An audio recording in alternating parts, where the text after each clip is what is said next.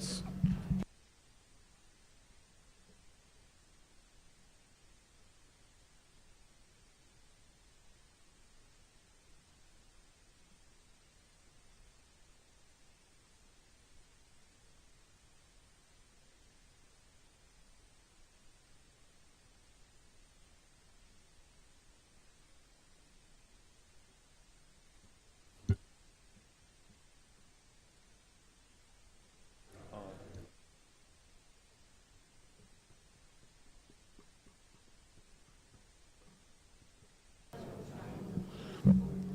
Good morning. This is the Board of Appeals, Town of Hempstead, April 26th, 9:30 meeting. Will everybody please stand for the Pledge of Allegiance?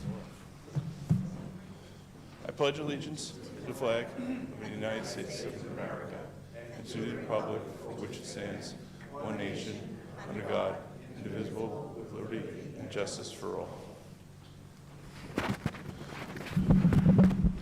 Mr. Chairman, do you have any opening remarks?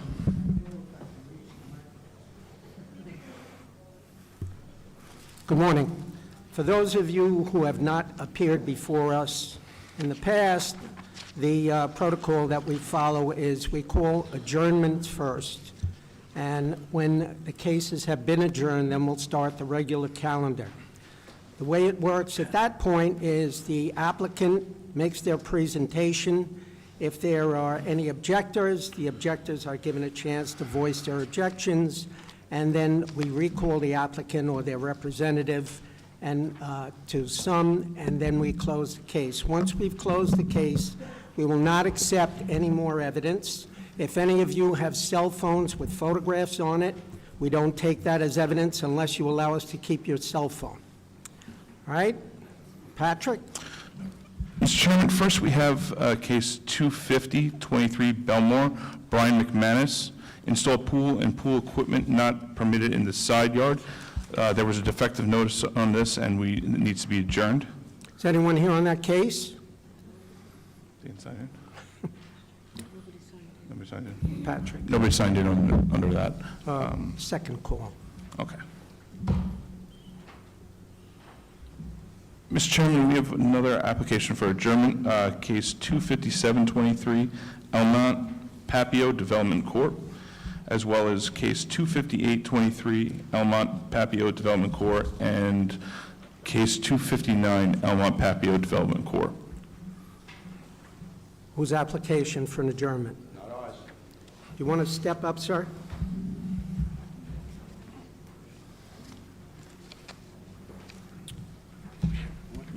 Morning. Can you tell us why you'd like an adjournment? I'd like to adjourn so I have more time to find out exactly what this developer's doing, look at the plans, and possibly foil any additional information.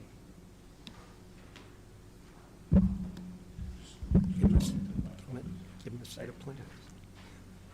I'm asking for an adjournment so I can find more information as to what the developer's doing. What information are you looking for, The other plans- than the The plans? plans that are actually on file, and if I have to foil any additional information. Mr. O'Brien? Mr. Regano, I know the board's longstanding policy of adjourning cases first time on, so although I don't consent to it, I certainly don't oppose it. My client is here, he has his plans, he'll be happy after we deal with this issue outside to sit down with the gentleman and any of the other neighbors should they wish to go through the plans. And I would just ask if we're going to adjourn the case. We're back here on the 17th in the afternoon, May 17th. We'll be happy to go forward at that time. I spoke to Mr. Owens, I believe that's available. It's 3 weeks for anybody to see and get what they need.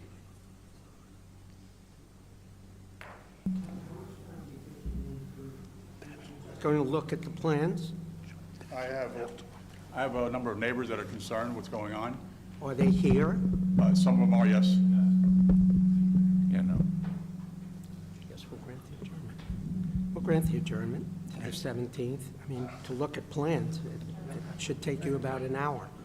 As I said, Mr. Bianco will be happy to sit down with them after. Maybe- Anybody who wants to stay around. You know what, we'll mark that second call. If you can't resolve it, we'll adjourn it. Yes, sir? Well, Mr. Regano, when Mr. Owens gave us the heads up, we told our real estate expert of that. So, I mean, I would have to call him, get him here. Okay. So I think it's simpler to simply Okay. adjourn the case at this point for everybody's concern.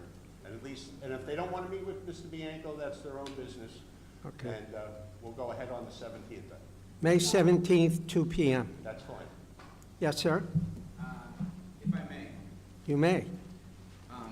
Thank you, Mr. Chairperson, and Name and address. my name is Alan Shamoon. Address is 140 Evans Avenue. I'm listed on the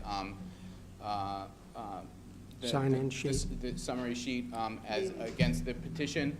I would respectfully request that we adjourn after the 17th. I'm going to be out of town through the 19th. If we can make it the 24th, I would really appreciate it. I'm a registered architect. I'm an area resident of 20 years. I have very specific concerns about this application. I don't think I can prep a layperson to present the issues at hand. And it would be very important for me to be here at the hearing, and I cannot be here on the 17th. Mr. Chairman, I'm out of town after that for mid-June, so that's really not fair to us at this point. And you know, the board does have the policy, you can submit comments, you can email, you can do written comments, there's all ways of making opposition.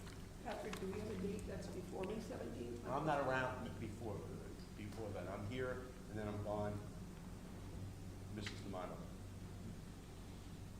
When are you back after that? I believe the next day would be June 14th, which is like 2 months away. I think the board may meet on June 14th. I'm not positive. But I know my client, you know, is not going to be happy with that date, even without discussing with him.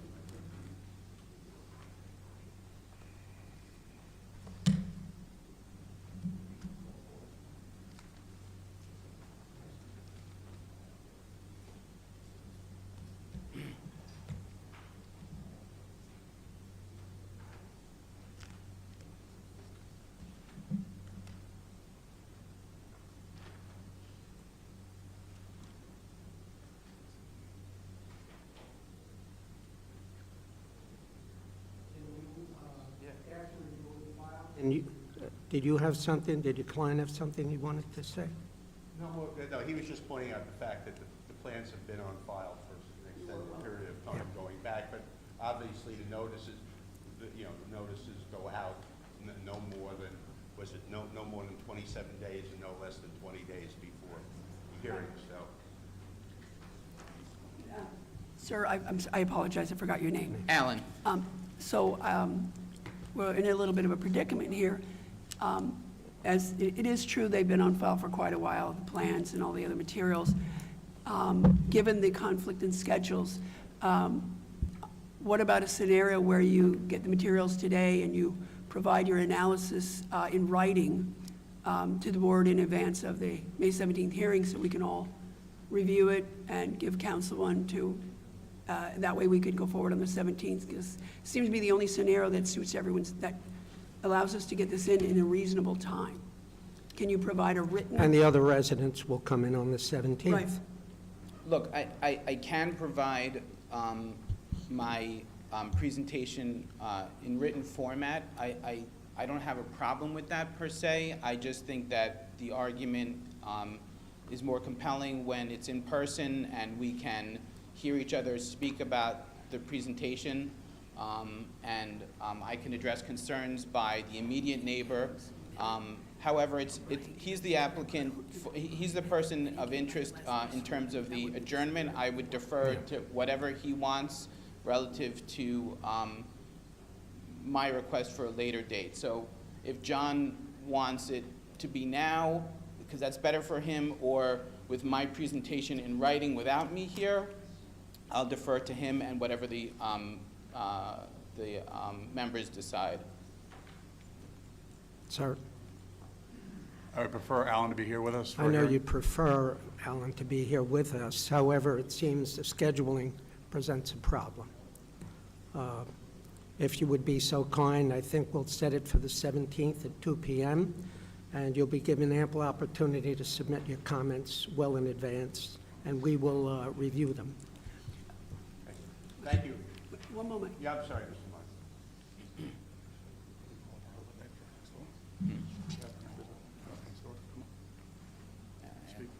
Not today, no, because this isn't the Mr. hearing. O'Brien, if you were to get his,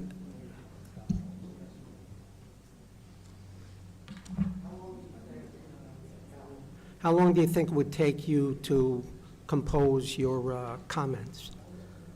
I have them with me here today. You So- have them. so would it make sense, I know your concern is not being able to respond to, would it make sense if you were to provide them to Mr. O'Brien today?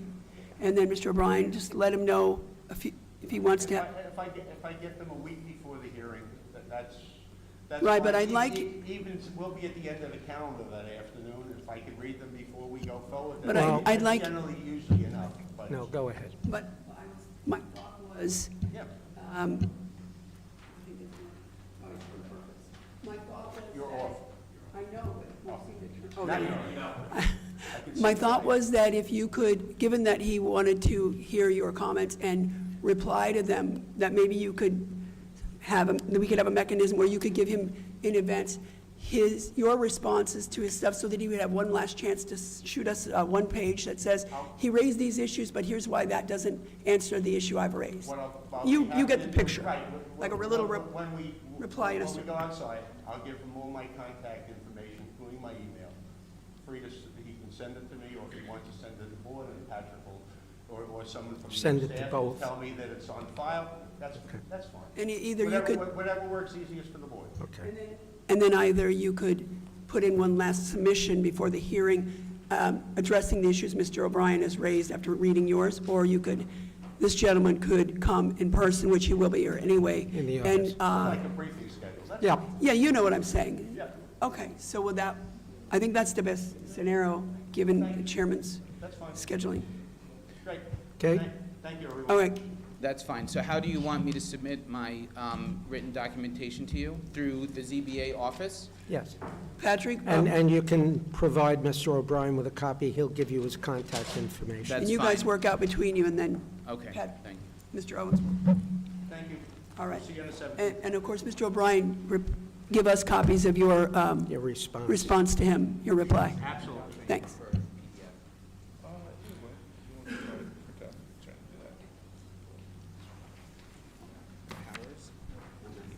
And for anyone here in the audience who is here on that case, you will not get another notice of the new hearing date.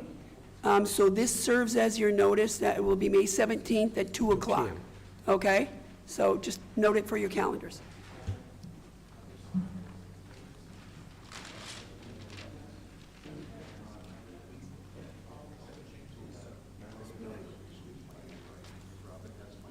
Mr. O'Brien? Mr. O'Brien, Yes, sir. I'm sorry, I'm just extending the courtesy. okay. Yes, Mr. Regan. You'll change the signs? Oh, sign postings? Yes, yes. Where's Mr. Bianco outside of us? Yeah, change the sign. To the date. Will be done. Thank you. Thank you for the heads up. Okay. Next case. There are no other cases for adjournment. All right. Next, we have case 25223, Merrick Chamber of Commerce Incorporated.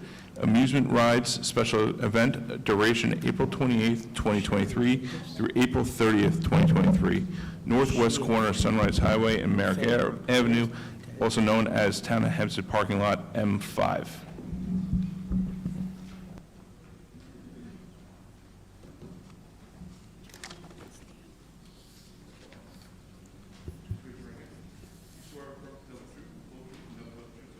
Yes, I do.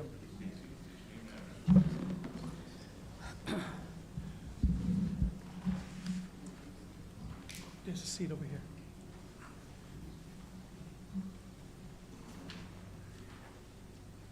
Sharon Davis, are you in favor, opposed, or undecided? Okay, we'll check that box. Thank you. Morning, Chairman, members of the board. Richard M. Pavone, 308 East Meadow Avenue, East Meadow, appearing as the agent for the Merrick Chamber of Commerce, requesting their yearly request for an event at Town of Hempstead Parking Lot M5, located on Merrick Avenue and Sunrise Highway, The four people that are here, all from the Chamber of Commerce in favor of this event. We have Sharon Davis as the Vice President, Doug Mills, past President, Andrew McAmey, a member of the Chamber, and also Ira Retta. They're all members of the Chamber of Commerce.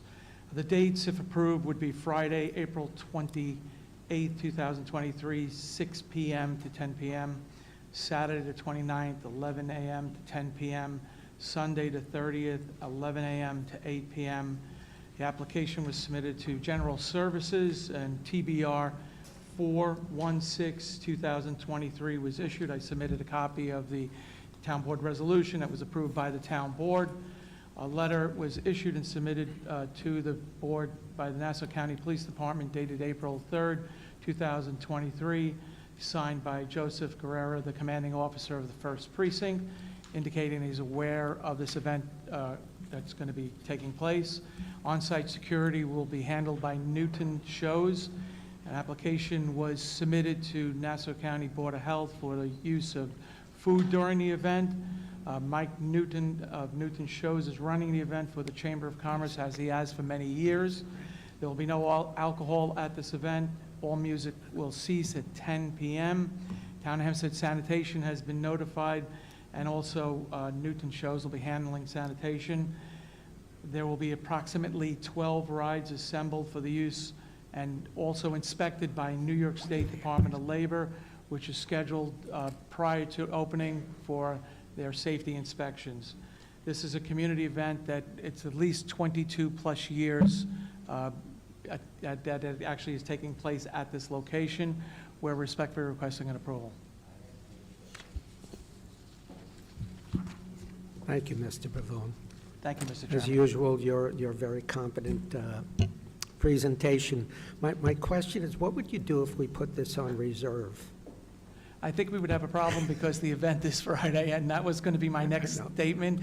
Is there a way of having, if you're approving this, can the documents be submitted or sent up to the building department so we can secure the proper permits from the town clerk's office and also the building department for Friday's event? Mr. Vogelpad, if it were approved. Can I have a motion? Mr. Chairman, I would move that case 252 of 2023, Merrick Chamber of Commerce, be approved as requested. Do I have a second? Second. All in favor? Aye. Any opposed? Any abstentions? Celebration. Have a nice... Thank you very much and have a great day. Be well. Mr. Pavone, could you approach for a second?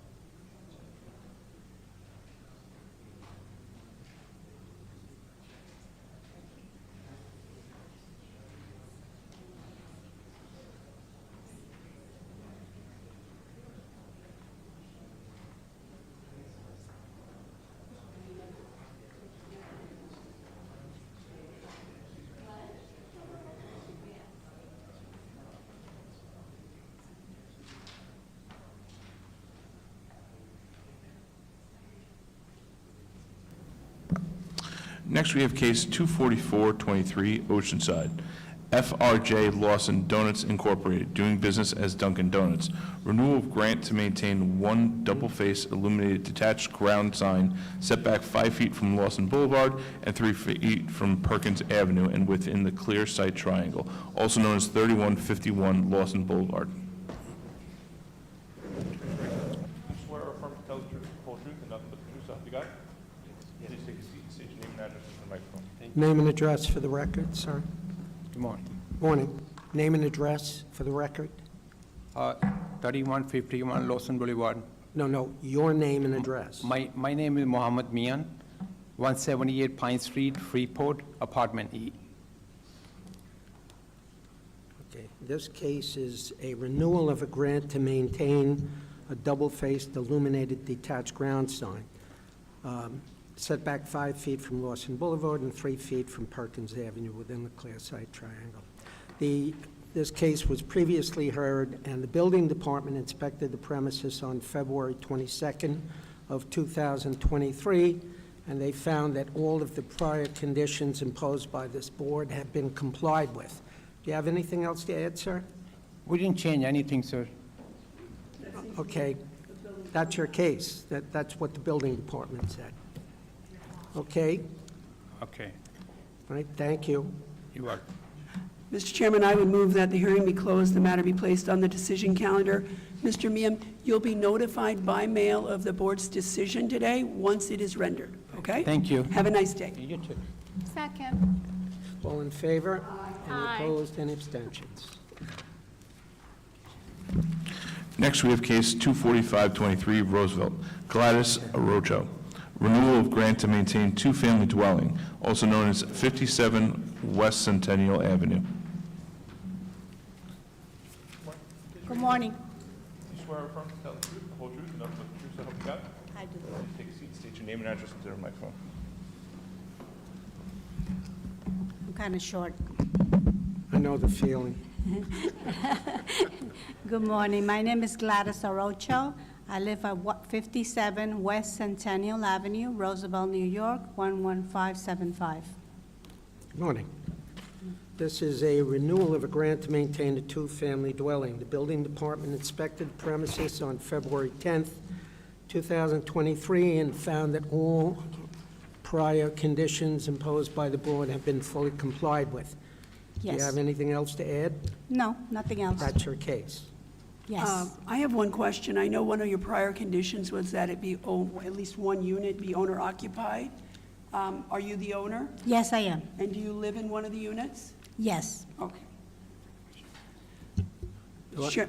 Mr. Chairman, I would move that the hearing be closed, the matter be placed on the decision calendar. Ms. Arocho, you'll be notified by mail of the board's decision once it's rendered. Thank you. Have a nice day. Thank you. You do the same. Take care. Second? All in favor? Aye. Any opposed, any abstentions? Yeah, okay. Share the responsibility. Next, we have case 24623, near Floor Park, Yi Mintz Zaw and Kin Z Lin, renewal of grant to maintain two-family dwelling, also known as 9244 245th Street. Do you swear or affirm to tell the truth, the whole truth, and nothing but the truth, so help you God? Take a seat, state your name and address into the record.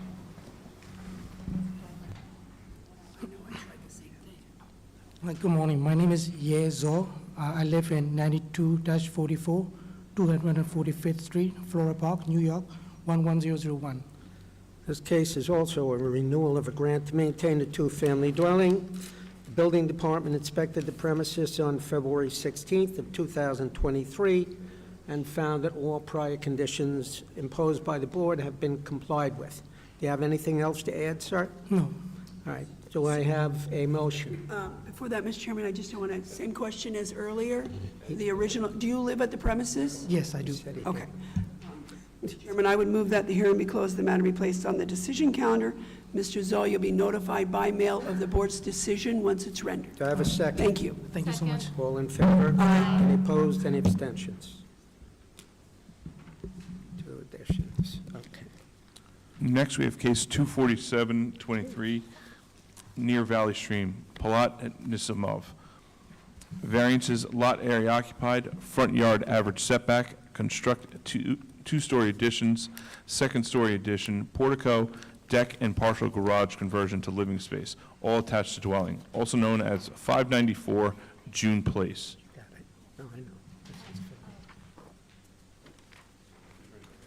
Swear or affirm to tell the truth, the whole truth, nothing but the truth, so help you God? Yes. Please take a seat, state your name and address to the microphone.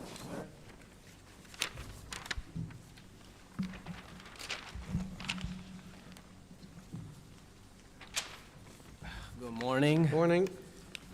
My architect was supposed to represent me today, but he got sick with COVID, so I'm the homeowner. I'm here for the variance for Nisimov residence at 594 June Place, Valley Stream, New York, 11581, Zone Residence B. Again, good morning to the board. I am here today as the owner of 594 June Place, Valley Stream, New York, which is in a Residence B zone. We are not in a flood zone, as the entire property has been removed as part of a LOMA that has been approved by FEMA. We are in front of the board today seeking relief for a lot coverage variance where the allowed coverage is 27.5%, and we are proposing 34.0%, which is a difference of 6.5%. I just want to note to the board that without the deck in the back, our proposed lot coverage is only 31.36%, which only puts us over by 3.86%. There has been a home approved by us that has just started construction as well.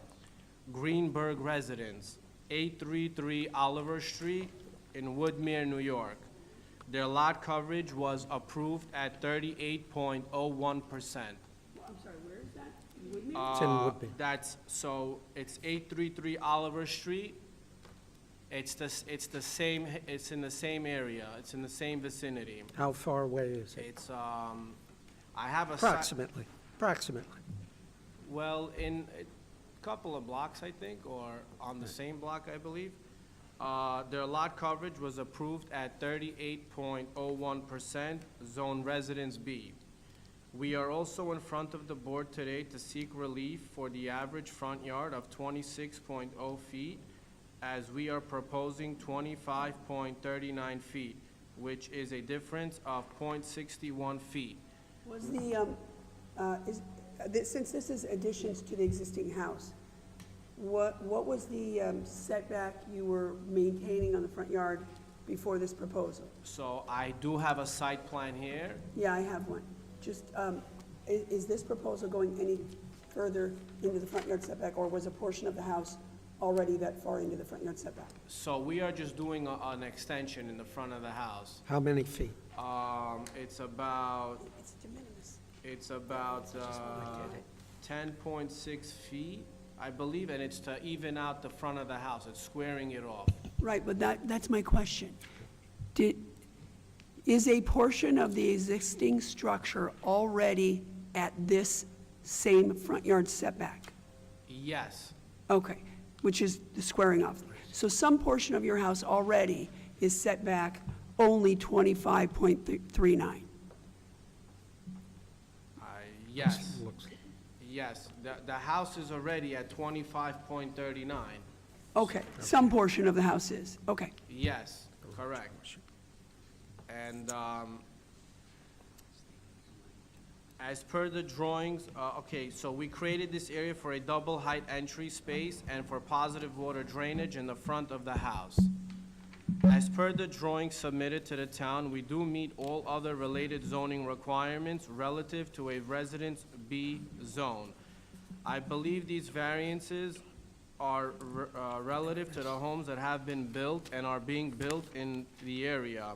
I would ask the board that they grant the variance as presented and requested. We do appreciate the expediting of this process due to our unique situation with our parents as well. That does mean a lot to us. That concludes my presentation. I would be happy to answer any questions again if you guys have anything to say. Thank you. On the side, it says new egress. What is that? So that's a window. So that's that's like a safety fire hazard, so the windows are big enough to actually escape if there's ever a fire.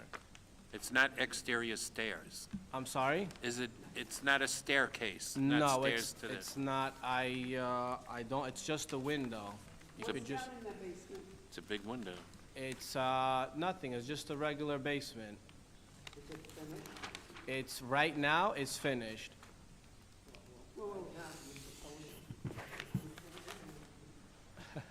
No, it's a finished basement. We're just, there is an egress window right now, I believe.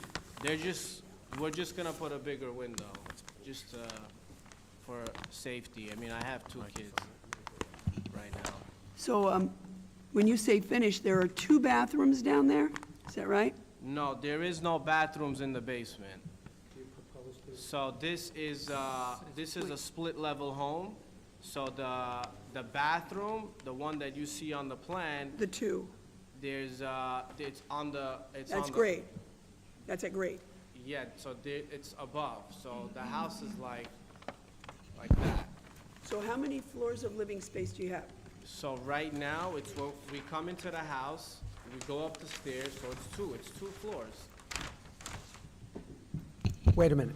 You come in the house, split levels, generally you walk in the front door, you go up one level, you have a kitchen and perhaps a living room, you go up another flight and you have some bedrooms, Yes. and then if you go down the To the stairs, basement, there's like a regular playroom, and there's no sub-basement. and no, that's what it is. Wait. So now I see the confusion. What's being called the foundation / whatever, that's your grade level. Then you have another second level existing, and with this proposal, you're gonna put on what you're calling new second floor plan, but it's really So we well, are, yeah, but it's really the third level of use. so they don't consider it a third floor because it's a second floor on top of the living room, dining room, so it's considered a second floor. Okay, so, because I have 3 floor plans here, that's why. Okay.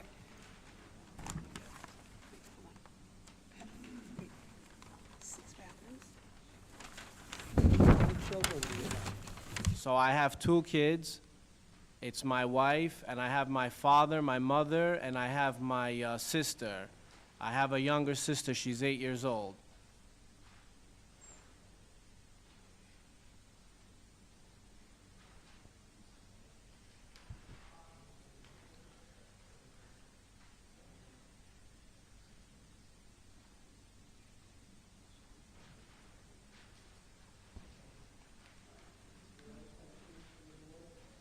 Mr. Chairman, I would just move that the hearing be closed. Matter be placed on the decision calendar. Sir, you'll be notified by mail of the board's decision once it's rendered. Thank you, have a nice day. Thank you so much, I appreciate it. Second. Second, all in Second. favor? Aye. Aye. Opposed and abstentions.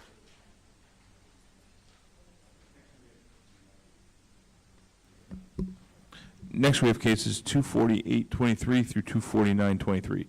Merrick, Janet O'Keefe, variance, front yard setback on Briar Place, maintain wood deck attached to dwelling, special exception to maintain accessory structure, shed, exceeding horizontal maximum and not permitted in the side yard, also known as 963 Putnam Avenue. Swear affirm, tell the truth, whole truth, nothing but the truth, so help you God? Take a seat, state your name and address for the record. Lisa Cochia with Permits R Us, 338 Jericho Turnpike, number 396, Syosset, New York, 11791. Good morning, Mr. Chairman and members of the board. I'm here representing Mrs. O'Keefe, who wishes to maintain and legalize a wood deck attached to the dwelling and a shed. This property is located in a Residence B zone. The deck has a front yard setback of 11 feet, where the required is 25 feet.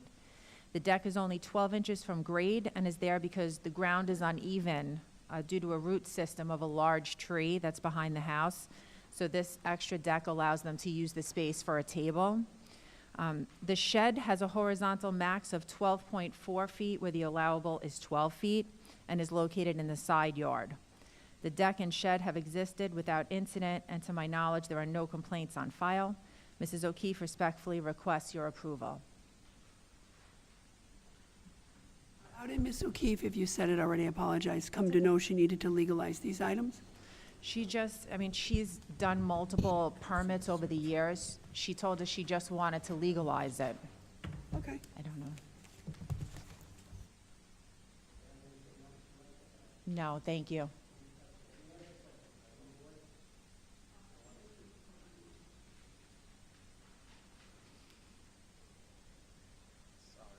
Oh, no.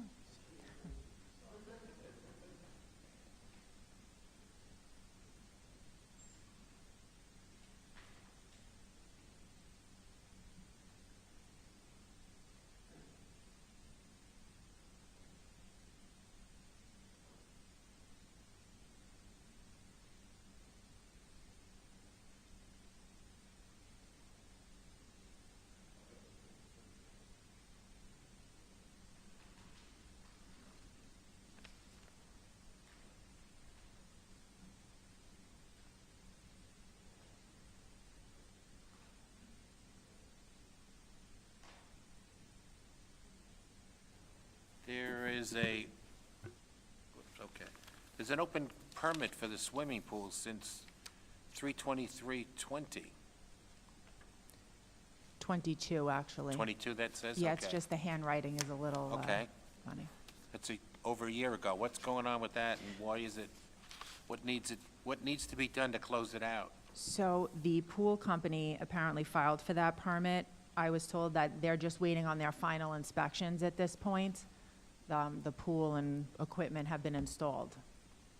Is it properly enclosed? That's the reason I'm guessing Mr. Pellegrini brought it up, because it's, as a matter of safety, we take that very seriously. Sure. Yep, part of the permit is enclosure to meet code. Part of the pool permit is stated, and she does have a 6-foot PVC fence all around. Have you been to the site? I haven't been to the site, no. And how do you know what you just said, that it's met code as Mrs. D'Amato said? No, what I'm saying is that the permit says that it's a 14 by 24 in-ground vinyl swimming pool with slide and enclosure to meet code. Right, but we're not really asking what the permit says Oh, right now. okay. We're asking you if at this moment in time, the pool is sufficiently enclosed to be safe. So that's what we want to know. Is it enclosed? Is there a fence there now? There is a fence there now. Does How it do you fully know enclose the that? pool? I know because somebody from my office was there, and I've seen pictures of the actual property. So I'm going by what I've seen by pictures. Okay. And it fully encloses it? Correct. I'm uncomfortable with that.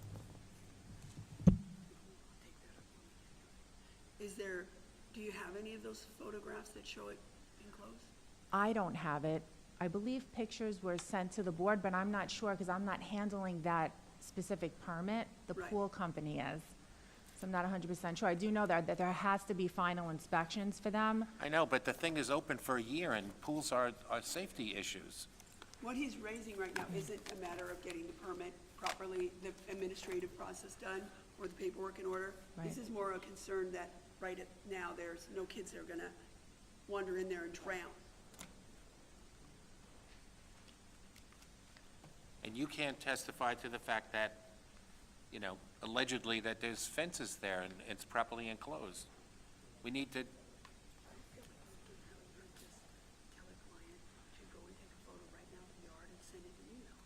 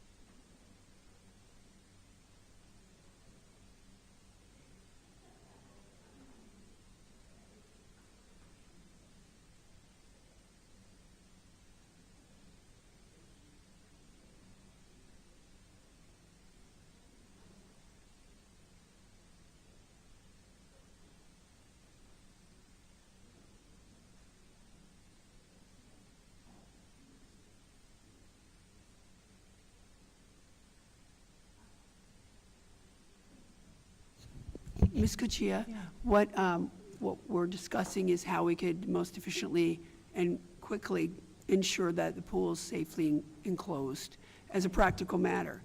So we're going to finish up your case, and then if we would like you to talk to your client, I realize you're not handling the permitting, because we're not concerned here with getting the paperwork done necessarily, but rather that we get some proof that the pool is fully enclosed and that the latch is self-locking, which I'm guessing is the case. So we'll finish up this case, we'll hold it on reserve with the request to you to please get to our office, as soon as possible, but within a week, so that we'll hold this on reserve, and then once we're comfortable that the pool is safely enclosed, particularly given they're getting open now, and then we'll finish resolving, we'll address the matter that's on reserve. Just if you can get us that proof by way of maybe a photograph of the locking, you can email the photographs of the enclosure and some statement, maybe from your client, that it in fact has a self-locking gate and a photograph, like, I don't know, maybe it's only 2, 3 photographs and a statement. You can email it to the board so that we have something to assure us that we don't have safety hazard there that we're overlooking. And again, we're not trying to push you on the paperwork. We'll let the pool company handle the paperwork. We just want to make sure it's safe and closed. Your best bet would be to contact the building department. You could leave here and go to the building department, get them to approve it or not approve it. But That's, again, that's the where I'm, paperwork is a separate matter from us. I Right, mean, the- I know that's optimal, but I don't want her to wait for the paperwork. well, you know, it's her client. She's representing the owner of the property, and the owner of the property has a problem with a swimming pool. And that has to be addressed by I just don't your want the owner and building client. department to hold up the process of actually ensuring it's enclosed. I get it. So you want me to get, I just want to make sure I understand what I have to do on my end. You want pictures and showing the enclosure, and you also want a statement to the board just saying that there is no safety hazard. That it's a self-locking gate. It's a self-locking It meets gate. the requirements.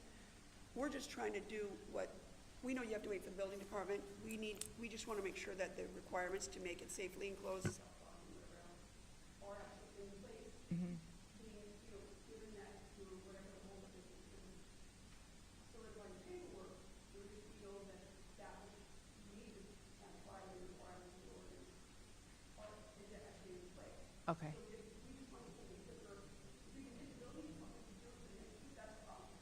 Okay, because I know, right. I just know that they have to schedule whatever their final building inspections are.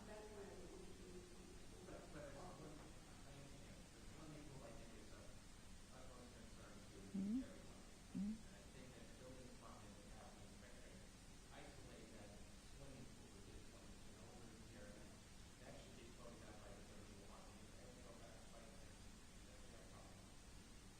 Okay.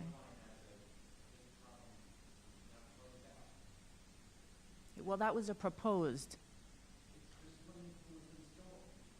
It was, well, she put in the permit to propose for the installation for the pool. The pool wasn't there. The work has been done over the past year, and they're going through the processes of getting all of the inspections done.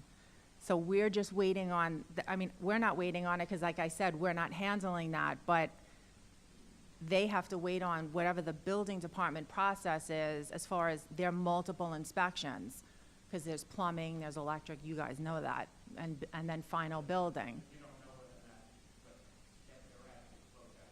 I don't know. What the homeowner told me was it's a final, they're waiting on the final inspection.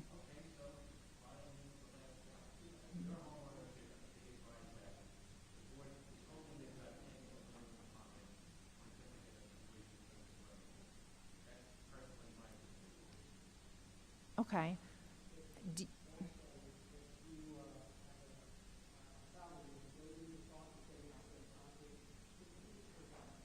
Sure, sure, no problem. And do you need me to come back to represent the case again? Would you need me to come back to represent the case again? Thank you, Patrick. Okay, all right, I know, but I mean the hearings. okay. You don't have to, we're not adjourning your hearing on Okay. this. All right, is there anything else you wish to add on that? No, thank you. Mr. Chairman, I move the hearing be closed. Matter be placed on the decision calendar. Ms. Cuccia, you'll be notified by mail of the board's decision once it's rendered. second. Aye. Aye. Thank you. Next, we have case 25123, Merrick, Nicholas Procopi, and Nina Passero. Variance, front yard average setback, construct second-story addition and portico attached to dwelling, also known as 1443 Road Avenue. Swear or affirm to tell the truth, the whole truth, and nothing but the truth, so help you God? Yes, I do. Please take a seat, state your name and address, and turn the microphone.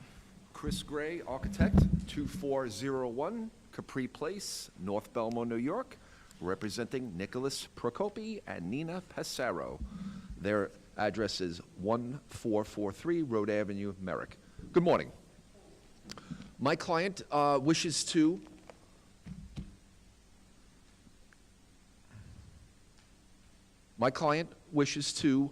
construct a front dormer and a portico to their home. With the new zoning law change, the dormer is not an issue. They may continue that building line up vertically on the side yards as well as the front yard. The main issue here is the portico. The average front yard setback is into the dwelling. That is 33.4 feet. With a permitted encroachment of 6 feet. The most this could go to the street would be 27.4 feet. This modest portico that comes from the face of the house of 3.3 feet leaves a front yard of 22.6 feet. So they're into the front yard 4.8 feet, beyond the permitted encroachment. That is my case.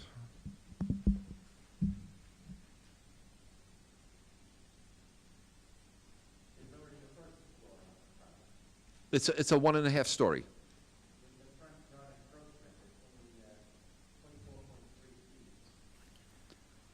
There is no 20.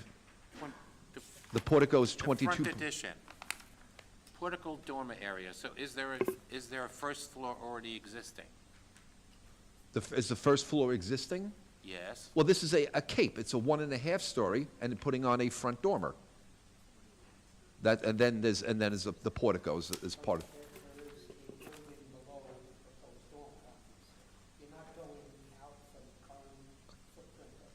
Well, the dormer is flush with the existing building, and that is permitted. What we're here for today is the portico, that's into the front yard. It's way beyond the permitted. But the request says construct second-story addition and portico. I understand the portico. Where's the second-story addition? Is that? Well, it is a second, it could be construed as a second story. A dormer is another term for it. Yes, this is a 1.5 story and lifting up the front roof, typically called a dormer. Yes, it could be called a second-story addition. Well, that's what it's called here. You agree? That's fine. It's kind of interchangeable. Well, you agreed to that. You're the architect, so. It's an interchangeable term. Okay. Mr. Gray, so I just want to make sure I followed. So the average front yard that you're required is 33.4. Correct. It currently exists at 25.9. Yes. Which is further, it's already an encroachment, obviously. And the only further encroachment you propose is to add the small portico, which will then reduce your front yard average setback to 22.6 versus the 33.4 that would otherwise be required. Do I have the numbers right? Yes, right. The front yard for the portico, 22.6, and the average Right. front yard stays the same. Yes. No, not the average front yard, your front yard stays the Yes. same. The average is 33.4, right? Okay. Yes. I just want to make sure got the numbers right. Yes. Is there a finished basement here? Let me double check. No, the plans show this. It's an unfinished basement. No finished basement. I show that on the plan. Okay, but there's a cellar entrance, I think. it was- Yes, that was previously addressed. Right. That was filed under a separate application. So what is in the basement if it's not finished? Unfit, nothing. Boiler, washing machine, a stair. That's Have you it. been in it? Yes, I have. Okay. I'm sorry, are you on this case? Oh, this is your client? Yes. Okay, she was waving her hand.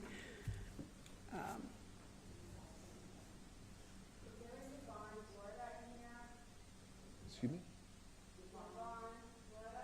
That's not the name I'm using now.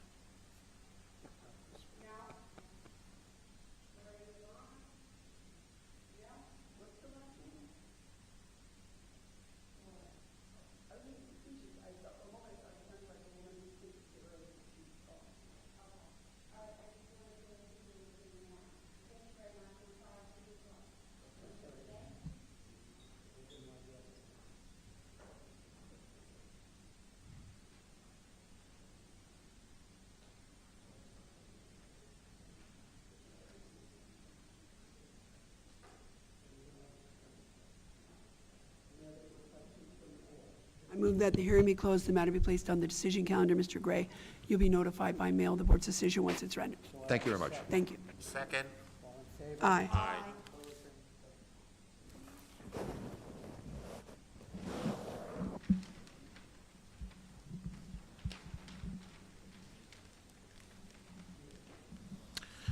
Next, we have cases 253-23 through 255-23, Levittown, Nai Alzat. Variance, front yard average setback, maintain roofed over open porch, attached dwelling. Variances, side yards aggregate, maintain addition attached dwelling. Special exception to maintained shed exceeding horizontal maximum with rear yard variance, also known as 37 Gardenia Lane.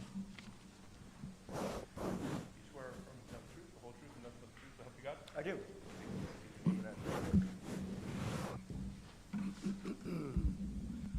Dennis Oliver, 924 Newbridge Road, Belmore, New York. Good morning, Mr. Chairman. I am here this morning for Naya Alzate, 37 Gardenia Lane, Levittown. Property is located in an LPRD zone. We're seeking permission to maintain 2 sheds, one attached to the house, one freestanding, and maintain a front roofed-over deck. For the detached shed, it's in the southeast corner of the property. It is larger. Sorry. One sec, because I'm seeing one, I only seem to have one shed. Let's just, hold on. Porch attached to the dwelling, addition attached to the dwelling, special exception shed. I don't have 2 sheds. Well, what's listed as the addition is the That's other your shed, okay. Gotcha. Go ahead. Okay. The freestanding shed, the standalone shed, on the southeast corner of the property, is larger than permitted. We're allowed 12 feet. We're proposing 17.9. It has to have a rear yard of 2 feet, and we are proposing 1.6. The second shed, which is the attached shed, which reads as the addition in the notice, that's on the north side of the property, and we're required to have a side yard of 5 feet. We're proposing 1.6. And we're required to have an aggregate side yard of 15, and we're proposing 13.5. Okay. As far as the front roofed over deck goes, the average front yard of the block, taken together with all the properties, is 33.51. The existing setback to the house is 25.5. Under code, we're allowed to come into 6 feet into that average front yard setback, but unfortunately, because the average is so big, when we come in 6 feet into the 25.5, we have a front yard of 18.5, whereas we would be required to have 27.5. And that's what triggers our variance. I have a consent letter signed by 11 of the 13 people who live around the property. It should be important to note that the neighbors on both sides and the one neighbor across the street consent to my client getting these variances.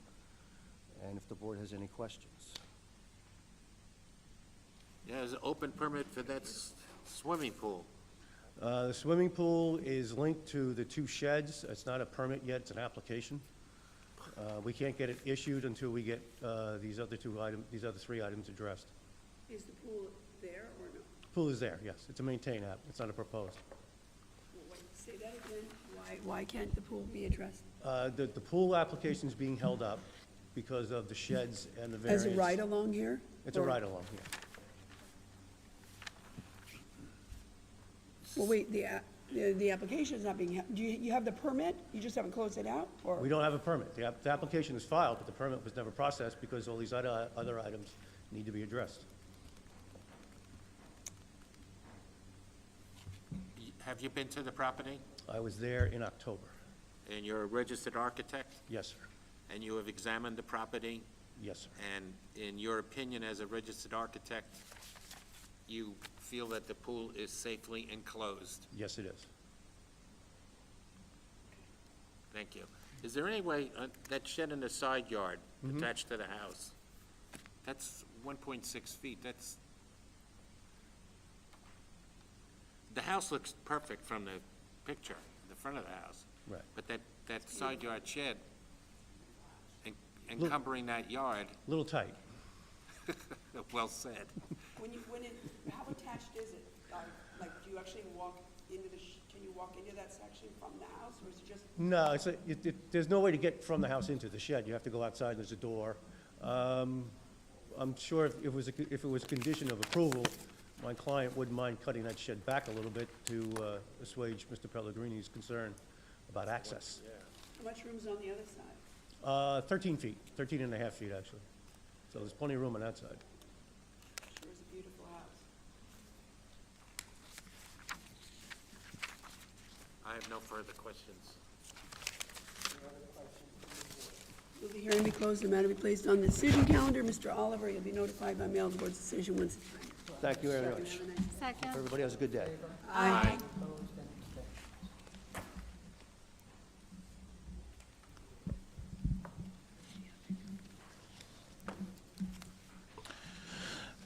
Next, we have case 25623 Woodmere, Jeffrey and Jordana Miller.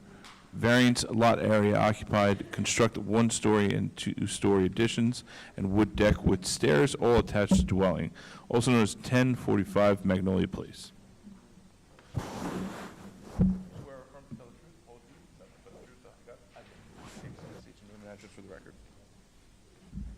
Mr. Chairman, members of the board, Bernard Rogers, architect. My office is located at 2150 Wantaw Park Drive, Wantaw, New York, 11793. I'm before you today representing my clients Jeffrey and Jordana Miller, the owners of 1045 Magnolia Place, Woodmere, New York, 11598, Nassau County Tax Map, Section 39, Block 535, Lot 37, Zoned Residential B by the town of Hempstead. My clients are proposing a one-story rear addition, a two-story rear addition, and a new rear wood deck with stairs. On the first floor, our proposal provides a new study space and enlarges their existing dining room for the Millers' expanding family. On the second floor, our proposal enlarges the two existing rear bedrooms and allows us to create a bathroom for each of these bedrooms. The deck is a replacement of my client's existing rear deck. Following their religious practices, my clients use this deck during the festival of Sukkot to build their temporary sukkah upon it.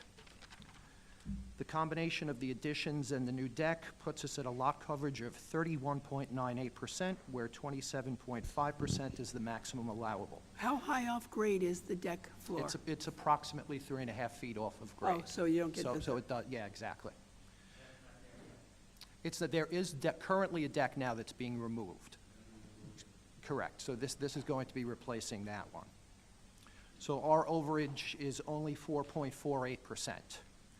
My clients have spoken to 3 of their neighbors regarding our project. Their 2 next-door neighbors, Jeffrey Rohr at 1047 Magnolia Place and Mitchell Gelnick at 1043 Magnolia Place, along with Charles Sosnick at 1051 Westwood Road. They have shown them our plans and explained why we have to come before the board today to seek relief. They have all said that they understand our proposal and have no issues whatsoever. They have also signed consent letters that I'd like to submit to the board at this time. We'll take those into evidence. Thanks, Dawn. Oh, Dawn, do you want this? Thank you. I'd like to note that our proposal conforms with all the other aspects of the residential B zoning, minimum side yard aggregate, and rear yard, along with maximum building height. We feel that if proposed, our proposal would have no adverse effect on neighboring properties or the neighborhood in general. So in conclusion, I'd like to thank you very much for your time and consideration with hearing our request.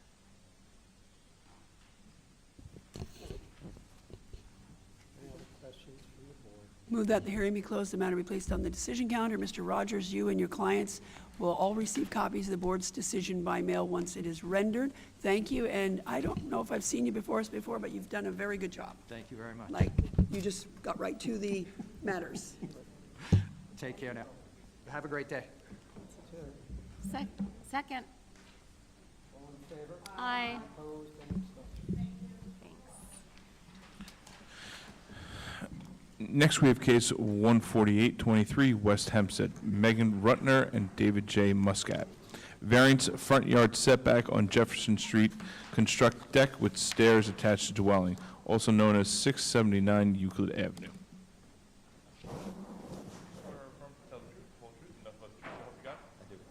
State your name and address for the record. Andrew Shear, Andrew Shear, 391 Garfield Avenue, West Hempstead, New York, 11552. Good morning, Mr. Chairman, members of the board. I'm here representing my clients Megan Rutner and David Muscat. We're proposing an application for a new deck that is in the front yard on Jefferson Street. It is actually in the rear yard of the house. It's a unique property, as you can see from the plot plan, where that typically would be a rear yard, but unfortunately, because of the layout of the corner and the triangular shaped lot, it's in actually the front yard. They're considering that. So the deck is proposed in the front yard and is set back 13 feet. We are not requesting a lot area variance. It's just a front yard variance for this, and like I said, the unique property shape is a result of that.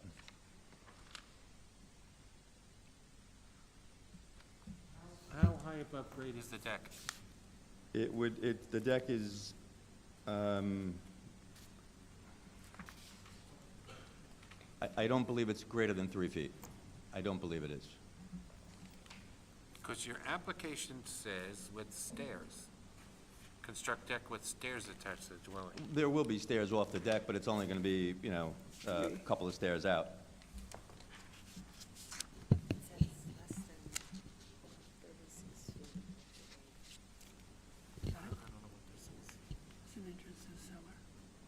Yeah, it actually is less than 36. I'm sorry, I wrote that on the plan. Mrs. Adams caught it. I have no further questions, Mr. Chairman. Any other questions for the board? Move the hearing be closed, the matter be placed on the decision calendar. Mr. Shear, you'll be notified by mail of the board's decision once it's rendered. Thank you very much. Thank you. Have a nice day. Second. All in favor? Aye. Aye. East Rock. Next, we have case 16023, near East Rockway, East Rock Development LLC. Variances, front width from an on-street line to front setback line, lot area occupied, front yard average setback, rear yard maintained 3-story dwelling with garage and proposed 2nd-story rear deck attached thereto, also known as 1 East Hudson Street. Everybody, please raise your right hand. You swear or affirm to tell the truth, the whole truth, and nothing but the truth, so help you God? Yes. Please take a seat, state your name and address for the record. Good morning. Michael Rosenstock, 55 Maple Avenue, Rockville Center, New York, representing the applicants.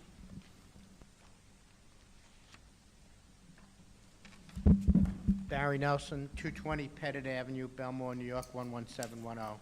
Good morning. Okay, also with me this morning is Rudolph Lepan, who's the representative of the applicant East Rock Development LLC, and Thomas Ferrante and James Alleman, who are both the principals of East Rock Development LLC. And I'd like to initially point out that Mr. Alleman is also lives in a neighboring property to the property that's the subject of this application. That's the abutting property to the, He lives in the corner, right next Yeah. door. Yes. thank you. This is an application with respect to 1 East Hudson Street, East Rockaway, Town of Hempstead, New York, Section 42, Block 32, Lot 27, on the Nassau County tax map. Property is situated on the north side of East Hudson Street, approximately 60 feet east of East Boulevard. It's a C residence zone. Our application here is to permit to maintain a 3-story dwelling with garage and to construct a new 2nd-story attached rear deck. With respect to the variances that are required, the building area coverage, which is 35%, is permitted.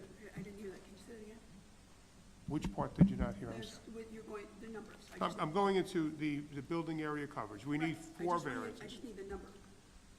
Oh, okay, it's 35% that's required under Section 89 of Article 9 of the Code. Its existing is 43%, so the variance requested is 8%. It says 47.9. Wait, just let me get through the numbers.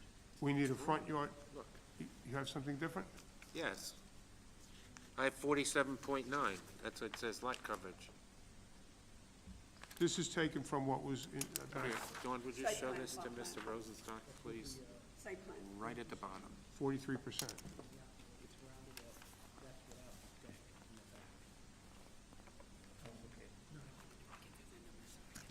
Okay. I'm wrong? It's 47. I took it off what's in the zoning board's file. I took it off what's on your online file. I get that. Okay. Wait, on the online? I think what Mr. Nelson is saying is that the 47.9 includes the deck that we're requesting in the rear of the property. Well, yeah, it should, because the, I didn't say it shouldn't. I just, you know, I'm just correcting myself. Correct. So the variance then is 12.9%, because we had 4, correct, to what I said. In the front yard, pursuant to code section 90, the average permitted is 16.6 feet. The existing is 5 feet, and the variance, maybe the mic's not close enough. Okay, I apologize. The average permitted is 16.6 feet. The existing is 5 feet. So we're requesting a variance of 11.6 feet. That's the front yard. The rear yard, the permitted is 25 feet. The proposed, because of the deck on the rear, is 9 feet, and the variance requested is 16 feet. With respect to lot area coverage, under section 96 of the code, the permitted is 6,000 square feet. Lot area, I apologize, lot area is 6,000 square feet. The existing is 2,400 square feet, so the variance requested is 3,600 square feet. With respect to lot width, the permitted is 50 feet, the existing is 40 feet, the variance requested is 10 feet. I would like to submit to the board a petition which is signed by, I believe, 33 of the area residents, all within 100 or 200-foot radius. can you go through this is, obviously was an adjournment. I think this case might have been before us before. Can you just go through the procedural posture so we can Sure. see how we got Do you want me here? to do that before I offer this exhibit? No, go ahead. I Okay. thought you were done doing that. No, not quite. I also, she's still waiting, right? There's another page, and there's also a radius map that's marked up, highlighted to show how many of the area residents support the project.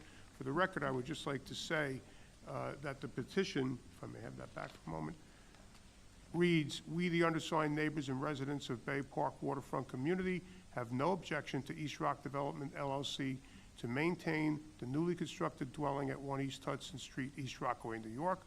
The dwelling as constructed is an asset to our community." Here you go. Huh? Yes, just now. No, I did, yeah. I'd also like to bring to the board's attention that it recently decided a case which is almost identical to this case in the area. It's case number 134 of 23. The address of that property is, excuse me one moment, 18 North Boulevard, East Rockaway, New York. And with respect to the setbacks, it's literally the same as the setbacks that we're requesting in this application, without the rear deck being added. So there's a 15-yard backyard setback on the one that in the previous case or in the related case, and we're submitting this as precedents that should be followed in this application. And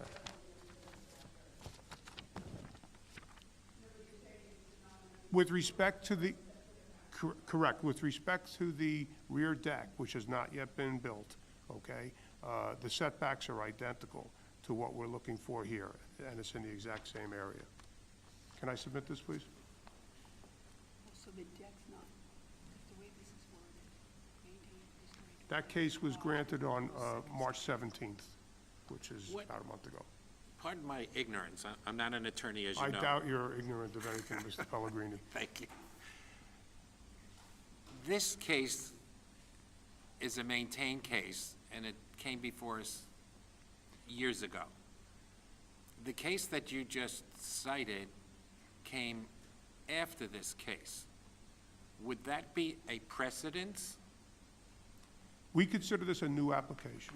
We How consider it so? an- Because it was accepted as a new application by the building department and by the board. And the new application is because of the rear deck that's added. Now, I understand that the front yard setback has been the subject of prior proceedings. However, we think there are substantial differences in the way the case is being presented now, one of which being this decision that the court rendered just about a month ago, which is clearly precedence. Wait, we granted this, or the court? When you said earlier, case 134 of 2023, a case, I took you to say that, maybe incorrectly, that it's a case we granted, and now you're mentioning the court. Are you, I just want to, so is that, didn't you just say that's one that just came out from the court? I apologize. Most of my experience No, I understand. is with courts. But you That was a didn't- misstatement. The board. Okay, so you meant that's when we decided before. That's Okay, so correct. I- It was decided, yes, there was no court proceeding involved. But to answer Mr. Pellegrini's question, we consider this a new application. We understand what you're asking. I understand what you're Okay. asking me. I think that technically it's a new application. I think for a number of reasons it should be treated as such, despite the fact that there have been prior, involvement of the board with this property. One of them being that in this presentation, I think there's evidence being submitted that was never submitted before. One being that we have 33 area residents. Literally almost everyone that lives in this area likes this house. They like it the way it's built, and if you look at the photographs when Mr. Nelson testifies, I think you'll understand why. The second is that you do have this other case now, which was just recently decided, which, considering technically, again, if you wish, that this is a new application, is in fact precedence. And I think it's clear precedence. It's not even close. I mean, it's literally the exact same front yard setback. And Mr. Pellegrini, if I might, I believe we're only talking, you and I right now, about the front yard setback, correct? The entire The other house. setbacks were Yeah. granted in the The prior. rear setback was not granted. The rear. It was for 10 feet. We're asking for 9, but the bottom line is that, and that's an important point as well, because But can you? if we would, Yeah, I just would like you to put it in the, I'd like the procedural posture when you're telling us, it's like, this happened. You're kind of going at it different ways.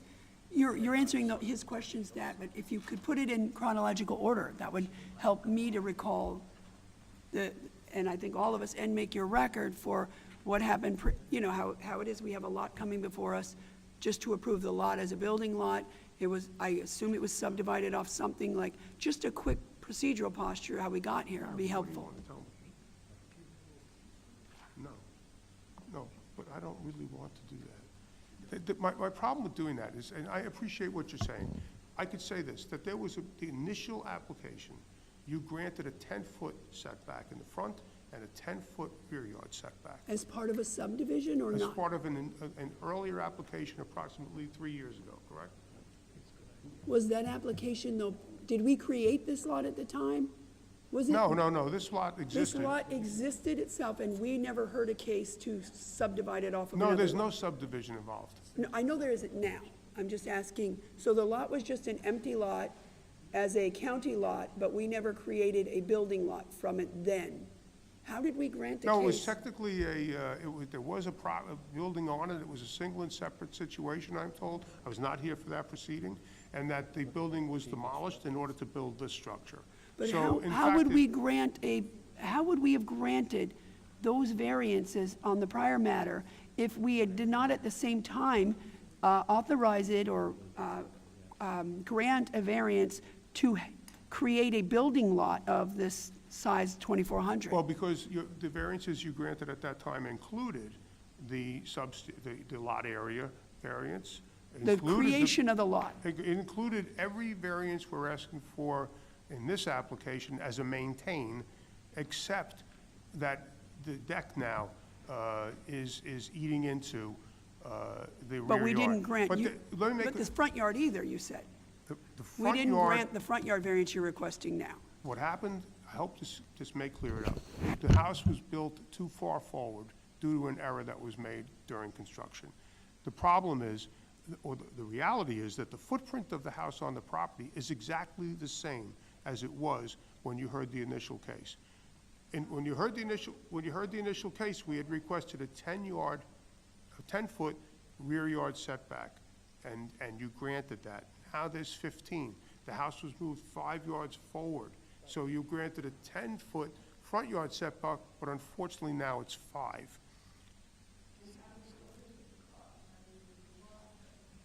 There is a garage. Yeah. I want to answer your questions. I'm not sure if I'm making myself clear.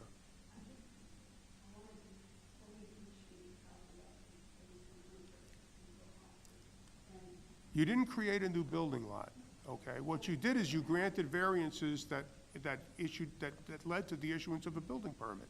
And the building permit was for the structure.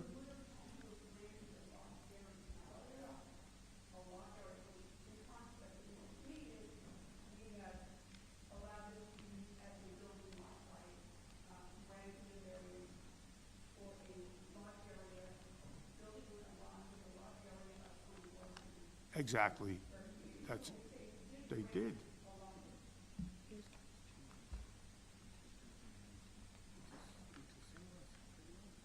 Oh, it was single and separate, and Rudy, clear this up, please. Can I take a moment here just to make sure I've got this right?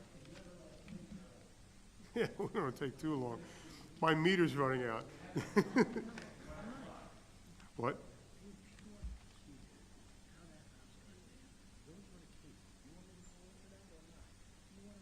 Okay, I'm gonna, it appears, if you don't mind, I'm gonna ask Mr. Nelson to just go through this. I think he may have a better handle on the details of the procedural history. Mr. Nelson? Go ahead. Yes. We said we did, okay. Come here. Explain something.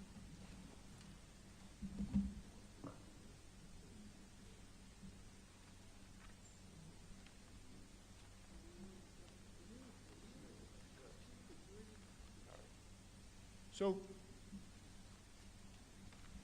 we're going to request that all of the prior cases and the building department files be deemed in evidence for this application as well.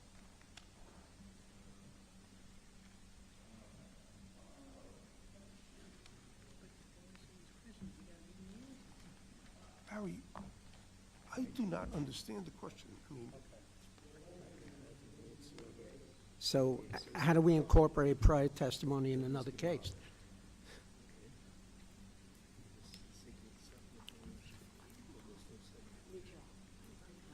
she's not No, asking it's about great. a subdivision. Go ahead. I'm saying, did they not grant a variance for the lot area, the 2,400 feet? They're what? I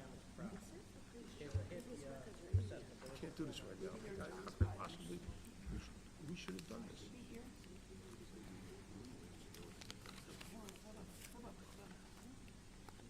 No, that's. Prior records you're talking about.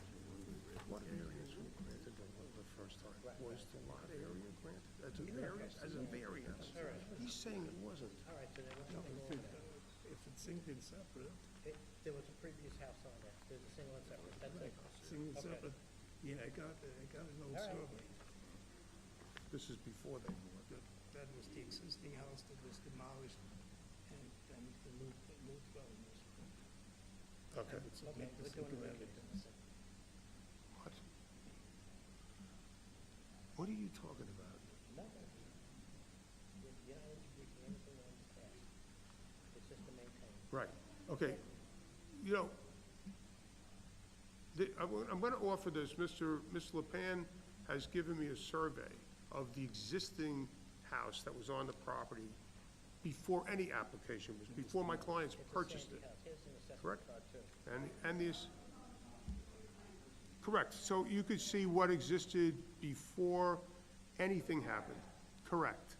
All right, and we're saying that there's a single and separate situation here with respect to this lot. Do you want to explain? The reason that I am confused is that if this board had granted lot area at some time in the past, I believe, correct me if I'm wrong, I believe that once we grant lot area as a building lot, I don't think we see it again. It would have been, that it was basically a grant that lot is now legally a building lot by way of the town of Hempstead. So that's what my confusion lies, in that why do we have lot area request if we already granted it? And I don't, whatever. I think that's correct with respect to lot area. I think it's correct with respect to the fact that you already granted a 10-yard, the variance for the 10-yard rear yard setback. However, it was put into this application so that everything would be included as a new application. Okay. However, you're right. So the bottom line is, as a practical matter, yes, you already granted the lot area, variance. You already granted the lot width variance, and you already granted a variance that comes within 1 foot of what we are asking for now. But for the purpose of this being a separate application, we had to show what existed, and I guess just repeat the request for the variance, so it's all covered in one decision. Okay, so now Dawn has provided me with, is the prior grant to which you refer the one that was on February 3rd of 21? Does that sound about right? Yes. Okay, so here it lists the items Right, that granted were, in part, denied in part, correct? yeah, so what was denied? You read my mind. I think the front yard So- setback. Oh, it was denied and then they built it anyway? No, this was after it was up, I believe. That was a maintained, was it not at that time? What was the requested front yard at the time? The initial request was 10 yards. 10 feet. Then And we- you want to talk? And what'd we grant? You granted 10 feet. And then, so, no, but There then was a that wasn't what mistake was, made when the foundation was poured. but wait, then that wasn't what was denied. I'm asking, I thought you said the front yard is what was denied. So it was granted in part and denied in part. Do we know what was denied? Because all I have is granted in part and denied in part. If it wasn't, if the front yard was granted at 10 as requested, and then they built at 5, then that wouldn't be what was denied. Gary, do you have that, the old decision? So,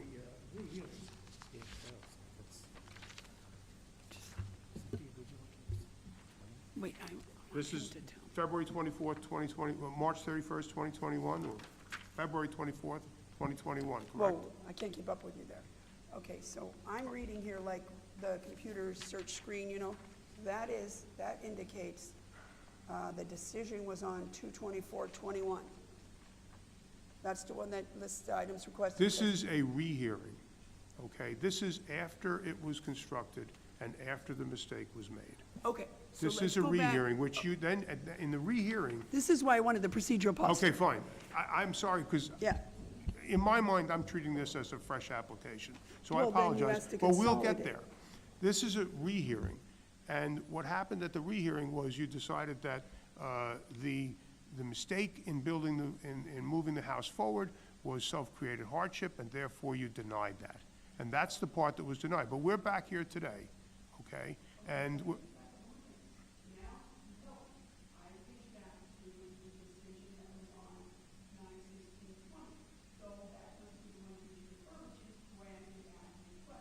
which was to 10-foot.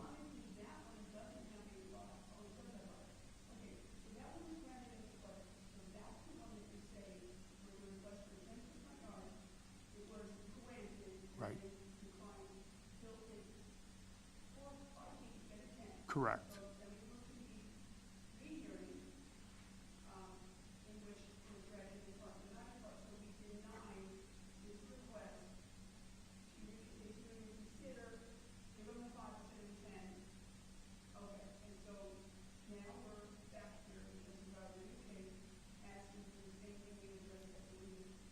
Correct. Correct. I'm sorry? As a practical matter, I could say right now that in the event the board grants the front yard setback, we will not construct the rear yard deck.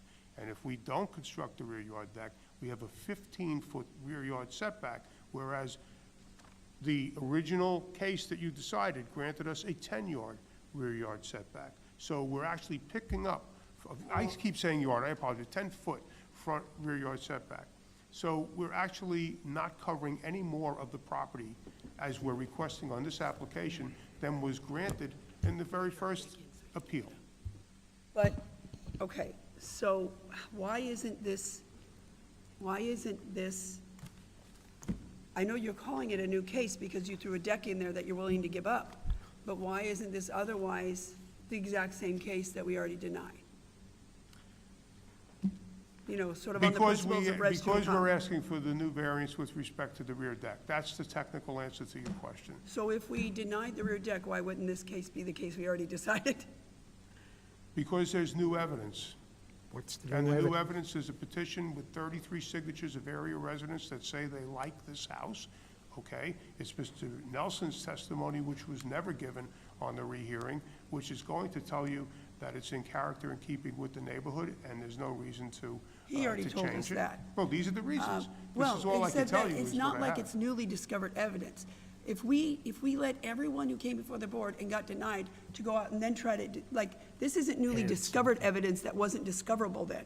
It's the fact that Actually- someone decided not to go get these things signed.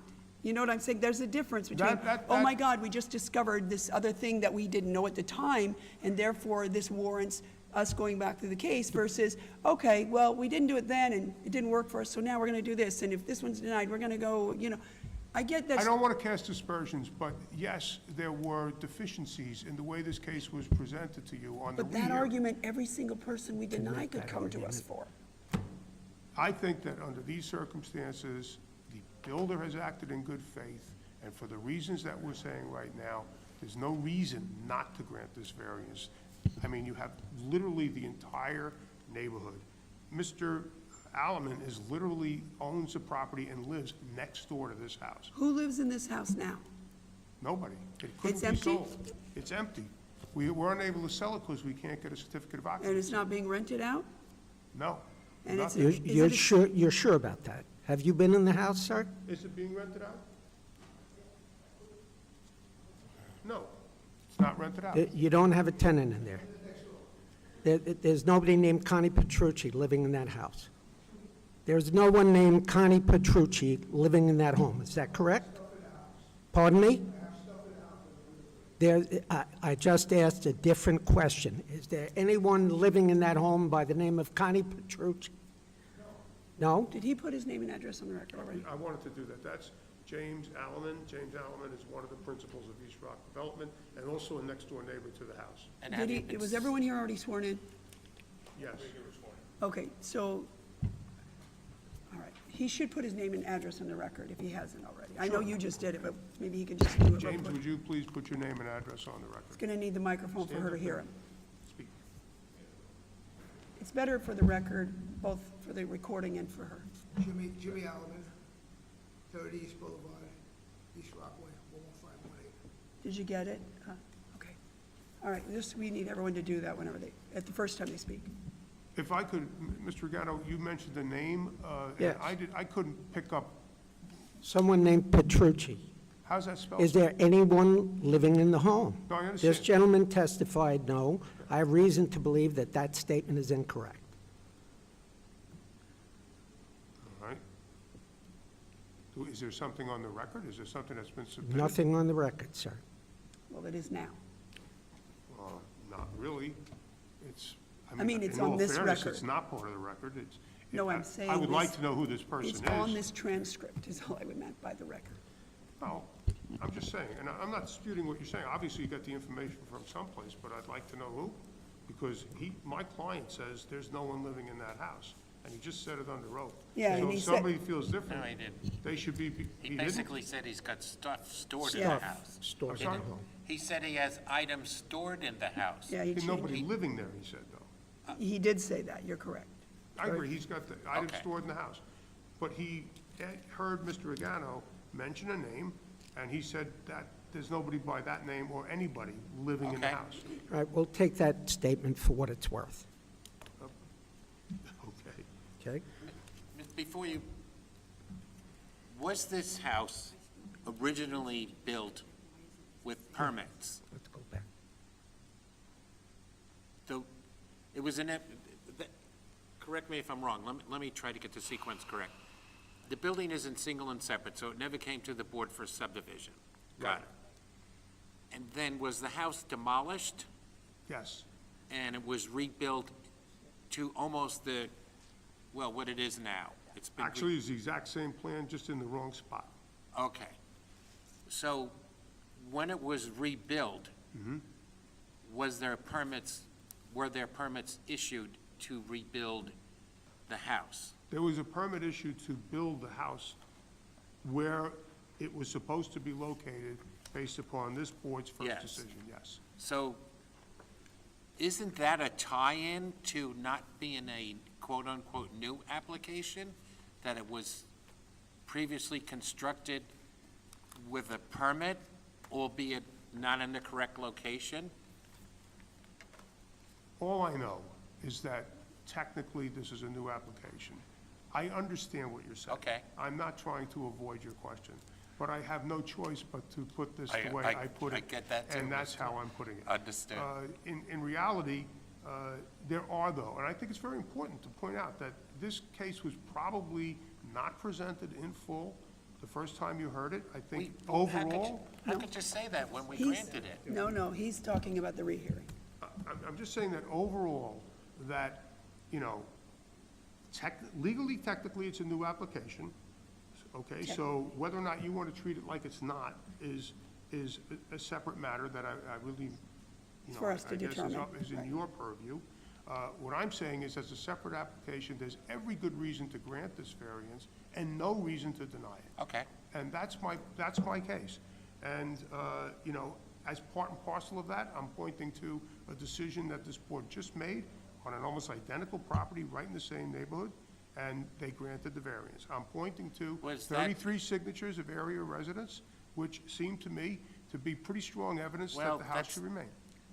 Well, But that doesn't lead to New York State Town Law 267B, which basically says the area character. correct. They Well, may Mr. li- Nelson will testify they about may area like- character. Right, and the pictures speak for themselves, and on-site inspection speaks for itself. One other thing is that, okay, I don't want to go too much further, but when you decided, as Mr. Motto was saying, to deny certain portions of the rehearing, which related to the front yard setback, you did it saying that this was a self-created hardship. In all due respect, number one, it seems to me that that applies to almost all maintained applications to begin with. But number two, the reality is that this was not something my clients did. Their contractor poured the foundation in the wrong place. We have several inspections that took place while the house was being constructed where it currently sits, okay? There was full knowledge by the building department that this was not where it was supposed to be, and there was no stop work order issued. Wait. You think the building department didn't stop work order on it knowingly, knowing that it was in the wrong location, or they were negligent and they didn't realize it? I think they knew it, but I'm not casting aspersions on them. I only raised this because the last time around, you put the weight for this bad decision, so to speak, on my clients alone. And what I'm saying is, it wasn't really just simply on my clients alone. They did what they thought was okay and would be permitted at great expense. So, you know, that's the only reason I bring that up, because that was what I believe the board relied on as its primary foundation for the decision to deny the variance at the front yard. Is East Rock Development LLC, their builders? Yes. And has your client built this parcel? Yeah, we're not saying they didn't realize that there was a mistake. They And- realized it too late, and they was, And your client's an experienced builder? And your client, and your, go ahead. But what's notable to what he's saying, I'm sorry, Joe, is It's all right. what he's saying is, everyone knew it was in the wrong location, including the building department. The building department let them continue doing, and so they believed they were allowed to continue doing it because someone in the building department was also allowing them to do it.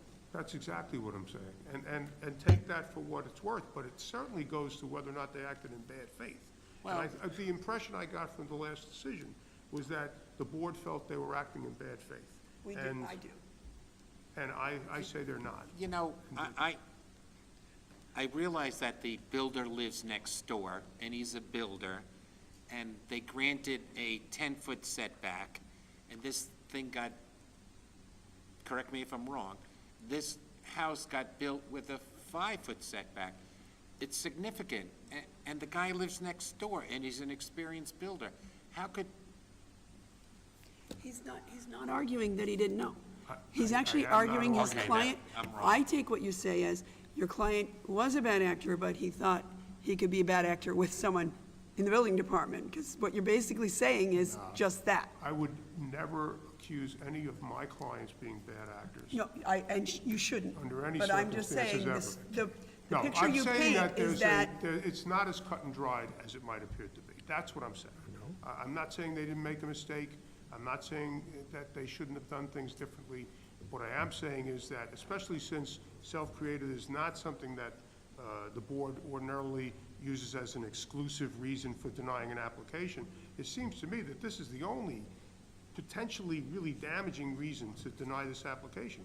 There's nothing else in the town law, in the sections of the town law, that would militate against granting this application, at which point I would ask Mr. Nelson to testify with respect to the character of the neighborhood and so on and so forth. If there are no further questions for me at this time, we did not consolidate. I'm happy to answer whatever questions to the extent I can. I hope so. And it's nice to see you. Likewise, sir. Mr. Nelson, please. Take the mic so nobody hears what I'm saying. Make your pitch. Make your pitch, Mr. Nelson. It's Barry Nelson, 220 Pettit Avenue, Belmore, New York, 11710. I did hand in a packet of photographs of the subject property and the surrounding area. We have that. Thank you. I think the board understands fully the application before them today. The real issue would be the front yard setback. The front yard setback is 10 feet on the first level, 5 feet on the second level to the open, 5 feet on the second level to the front open porch, and 5 feet to the third level where there's a finished habitable area, which is identified as the master bedroom at the third level. And that encroachment in the front yard setback is 5 feet into the front yard setback, reducing it to 5 feet. The crux of that this application would be to remedy the situation, and that would be to cut off the second level deck, open porch, and the third level, which is approximately 25 and some inches wide and 5 feet into the front yard setback that was granted at 10 feet. The benefit or the detriment to the applicant would be substantial. It would be relocating the house 5 feet to the rear, which is almost impossible in that it's set on piles. It's already set on concrete walls that are on piles, and there's approximately 27 piles situated in ground. So it really amounts to cutting off the front of the house, which could be substantially costly for the applicant, and I do have estimates from the applicant in excess of $110,000. In that, the front porch, and if you drove the area, you'll see that most of the houses have front porches and rear porches. The area character, it's the canal streets of East Rockaway, and it provides for views. And there are many, many small lots in the area, like the subject property. And the subject property is a formerly a sandy damaged house, and it did have a substantial house on it that was damaged for flooding. The master bedroom would be impacted substantially in that it would be reduced to less than 10 feet on that level. It would be, there is electrical, there's at least there's 2 windows in the front that face southerly, one on the east side and one on the west side of the house, that would all need to be removed, set back. There's electrical, and then there's plumbing and heating in that area too. So 110,000 plus just to cut it off and put up new walls and do the heating and electric in that area, which is substantial. And the applicant did previously have a contract on it to sell it at around $615,000. Reduce that by now, because of the aesthetics and the detriment to the house itself, the structural, the functional layout of the 3rd level for a master bedroom, that'd be reduced down 5 feet, which is substantial. Now it's about 14 feet. It'll be down to about 9 feet. The impact would be selling price, the cost to remedy the situation, and the impact to the community. As Councilor mentioned, everybody in the community, I think there's 35 houses in the 200-foot radius, has all consented to. Mr. Nelson? 3 out of, yes, sir. You'd made a statement, Yeah. almost to the effect that it would be very costly to, Yes. you're testifying, I think, beyond your scope, in my opinion. To a certain extent, I do have experience in building. I do have But you've been- experience with contractors, and I got a written estimate from the developers as well. I don't know if you put it in there, if you'd like to put it part of the record. He has a written estimate, and he's But just representing the rep. he just stated that now, though. While I'm testifying, if you look at it, I believe there is a estimate from the developer for construction. I just have to get my file off order.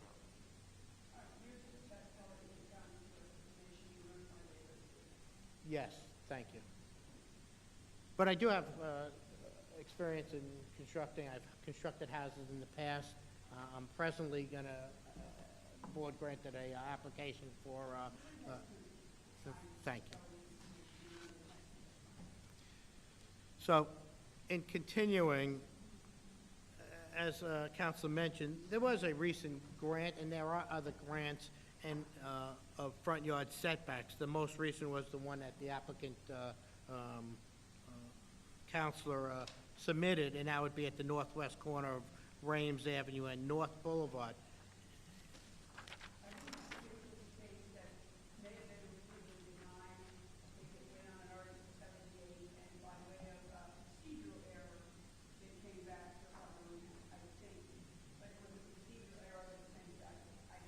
I think you're correct 100% on that, but that was 4 feet on Rames Avenue, which is a main street, into this Canal Streets area, and 5 feet to the front porch on Northern Boulevard. So that becomes, while you might consider the character of the neighborhood, the 200-foot radius, I've seen this board consider applications where it includes a good part of outside the outside the 200-foot radius. And this would be a street, and this would be a new house that would be constructed as you come into the community. So it's part of the community. So tell us each of the, let me just look here. So the permitted is 16.6. You're saying that's based on the 200, the black and white law of it. But you're suggesting, what is the one you would like us to use using a slightly broader radius? What's the one you believe applicable here as a better gauge, using? The one that was recently granted that the applicant submitted? No, you were just, I thought you were explaining to us that the board has in the past, at times, used an average that incorporates not just the 200, but a greater portion if the board On deems it subdivisions appropriate and estimate applications, yes. of the character. So I Correct. thought you were going to tell us the number you think is a better Oh, no. measure of the character. I'm working within the 200-foot radius, and So for that's you to- 16.6. Right, for you to get a 16-foot average setback, you have some that are further closer to the street and further, some that, one that offsets it and is further set back. Are there any houses there that have a 5-foot setback on East Hudson Street? East Hudson Street is a short street. Let me Yes. just see what we have there. Can we have the front yard setbacks? I can't hear you, Mr. Nelson. Oh, no, I'm just talking to Oh, myself. okay. That was by design then.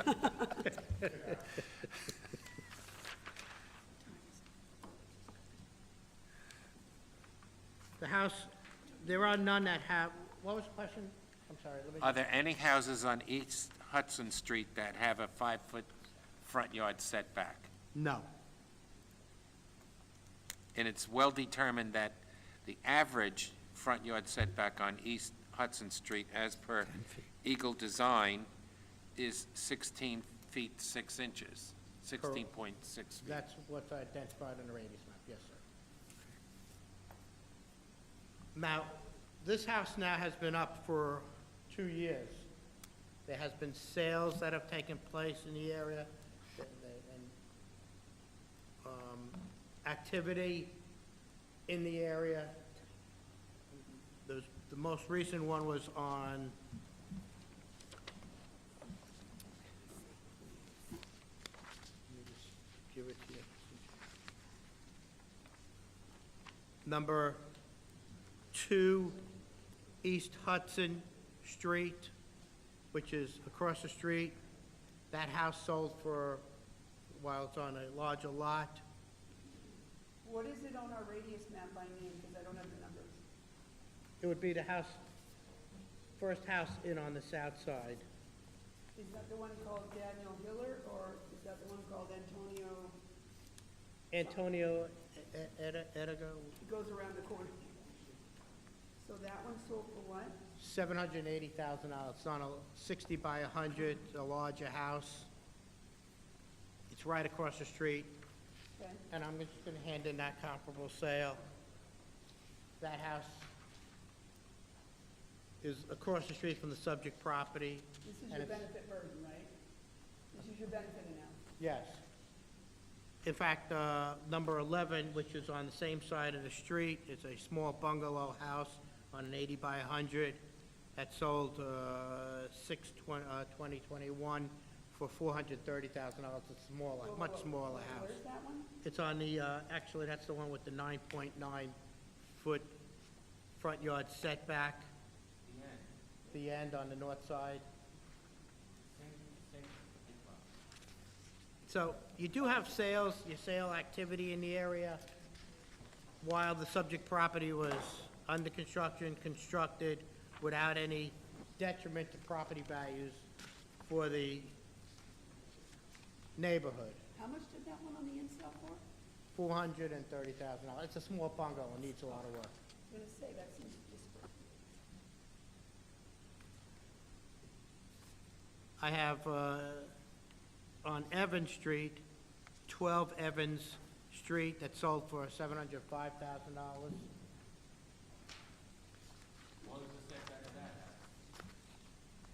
That would be, I don't have the front yard Oh, setback, but that's in the radius Okay. on the, Was Evans. that one of the 40 by 140 by Yes. 1? They don't have names or markers, so I have no way of Yeah. identifying, but I'm just showing that comparable sales in the area have not been suffered because of the existence of the subject property. And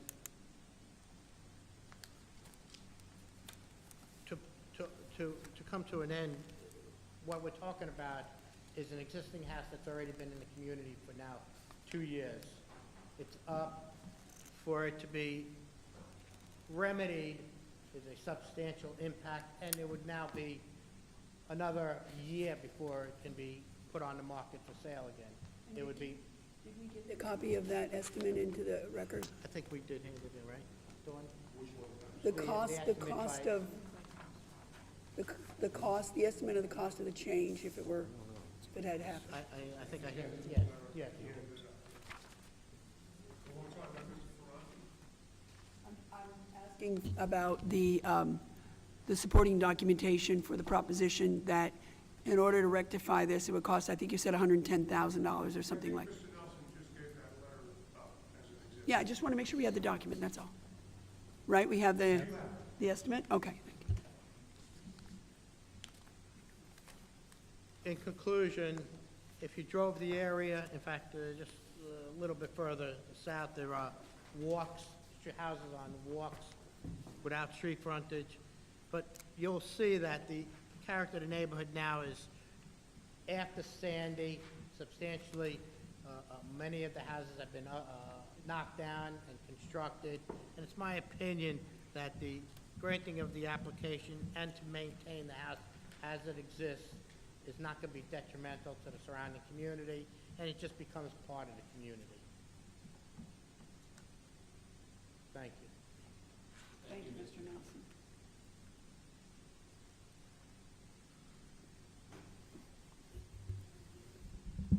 I'd just like to supplement what Mr. Nelson said, just by pointing out also that with respect to the encroachment itself into the additional 5 feet of the front yard, the first 2 levels of the house are, first level is completely open from a street view standpoint, and the second level is a terrace, so there's also light and air coming through.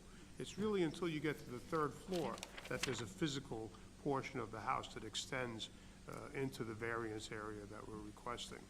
I also want to clarify, I've talked to my client, Mr. Regano. There was a person by the name, I again, didn't quite understand it, but she did live there for a while. She no longer lives there. The house is currently vacant. As of 5 minutes ago when we called the break. No. I'm told as of about a month ago. It was a complete surprise, I apologize, but I didn't want the record to go uncluttered in that respect. Mr. Rosenstock, I think you alluded to case 134 of 2023 earlier, and I Yeah. believe you indicated that case did not, that ultimate grant was not the result of litigation. I didn't indicate that, but I believe Okay. Mr. Mata just said it was. It was. Yeah, but nonetheless, it was returned. I mean, I don't know what the litigation was about. I've never looked at it. Presumably, you could have denied it on the comeback as well, unless there was some other type of legal error that I'm not aware of. I mean, your discretion would be the same on the second time when it gets sent back to the board, wouldn't it? Well, it kind of depends on the judge. I understand. I understand. I'm just saying, I was not aware that it had been litigated. My point is that I'm not sure that makes any difference in terms of the variance itself. Understood. Well, Just to, I would say it would make a difference if a judge sent it back to us and required us to grant that which we, based on our subjectivity, determined was not. Yeah, Then that's right. And our hands were tied. We may continue to find it, to determine the case in the manner that we believe right, and, you know, the judge may continue to overturn them also, whatever it is, but, it might not have been our judgment alone or at all that yields a grant. That's an excellent point. Proceeding. It may or may not. Just out of curiosity, do you know if that's what happened here? I don't know, but I'm sure someone does. All right, somebody, the lawyer that handled the Article 78. I suspect it might have been a factor because we leave it at that. Okay. One last thing is, we are obviously requesting that you grant the variances that are requested here, and we're happy to be subject to whatever conditions the board might impose. We already tried that. With this case or the last one? Isn't this the same as last? I don't know. No, this is a new case, Mr. Pellegrini. Come on. Obviously, I'm teasing you. The important thing is that it's a request that is not, out of character with the name. It's you know what I'm saying? Yes, I They're do. not hurting anybody. I have one question. I felt like I remembered, and I don't remember which of the 2 hearings, a representation by someone in that, with the applicant, I forget it was It was the not applicant. me. Someone indicating that as part of the process, the applicant agreed never to build or request to build anything in the rear yard, which obviously, I may be wrong, but there is that pending request now with this matter. Well, you know, I don't know the answer to that question. Yeah, I'll check the transcripts. And as I said earlier, if we get the front yard variance granted, we will not build the rear deck. I know it is, but making that statement goes to the credibility. If that promise is already made and now I there's an don't know. application, you see what we're thinking. It hasn't been built yet, so, and the house will be sold. You know, I think another important thing here is that we did actually pick up, if we don't build a deck, the backyard did become 5 yards deeper. 5 feet, I keep saying yards, I apologize. It's not a football game, Football, yep. see, right. Starting up, it becomes 5 feet greater, so it benefits the property owner on the other side. There's another 5 feet of rear yard setback. I mean, it's, One of the again, re- I think the overall picture, if you sit back and forget about all the procedural history and forget about all the, you know. Forget about the mistakes, procedural history. It's a perfectly reasonable application. You're that for res this judicata.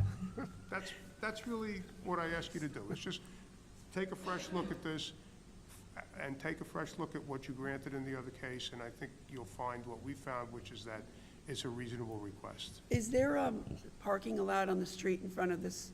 I doubt it. Parking, He's oh, saying parking yes. allowed? Yeah. Oh, yeah. Street parking, is I it think you said allowed? parking lot. No. I apologize. There is street parking. Allowed. Zone Street. Okay, Yeah, whatever right, it this is, there not is. the Village of East Rockport. You're allowed to There's park on the on-street street. That's sometimes an issue with the front yard. That's why we need to put cars off the street in some Sure. neighborhoods. Understood. Can't put a car in that driveway I know, but that's one car. because it's too short. Maybe a motorcycle. Meaning, A smart car. smart car. You would take your life in your hands. I know, I'm done. Yeah, do you have any other questions? Not yet. Oh, gosh. We can hang around if you like. I Okay. have no further That's questions. it. I already owe All right. the Village of Hempstead money for the Do I, meeting. so. do I have a motion from, any other questions from the board? One second, let me- okay. Do I have a motion? Mr. Chairman, I move that the hearing be closed, the matter be placed on the decision calendar. Everyone who signed in on the case will receive a copy of the board's decision by mail once it's rendered. Everyone have a nice lunch, have a nice remainder of your day, get home Do I have safely. a second? Thank you. All in favor? Aye. Any opposed, any abstentions? Thank you for your time. We appreciate it. Thank you. We have, wait a minute, we have a second call. Yeah.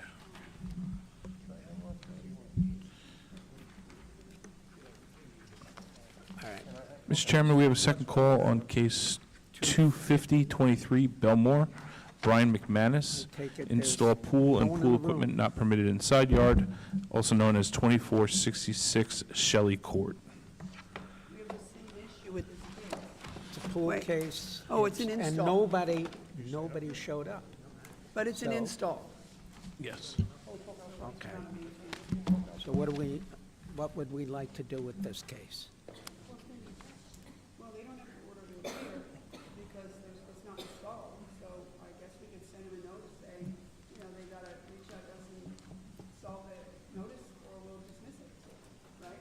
And I feel like that would be the course of action. Patrick? Who submitted the application on that case? 250? It was for a defective notice. No, but who submitted it? Who can we contact? Is We it can- the we can contact applicant the pro homeowner. se? We can contact, it should be on the folder. Pardon? It should be on. We don't have the folder.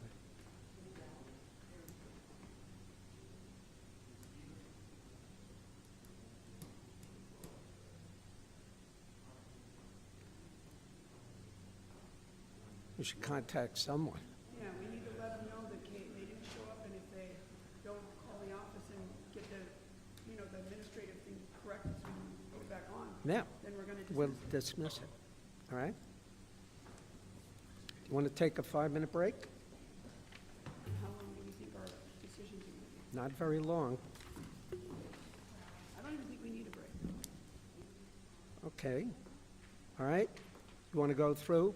Yeah, Let's make some decisions.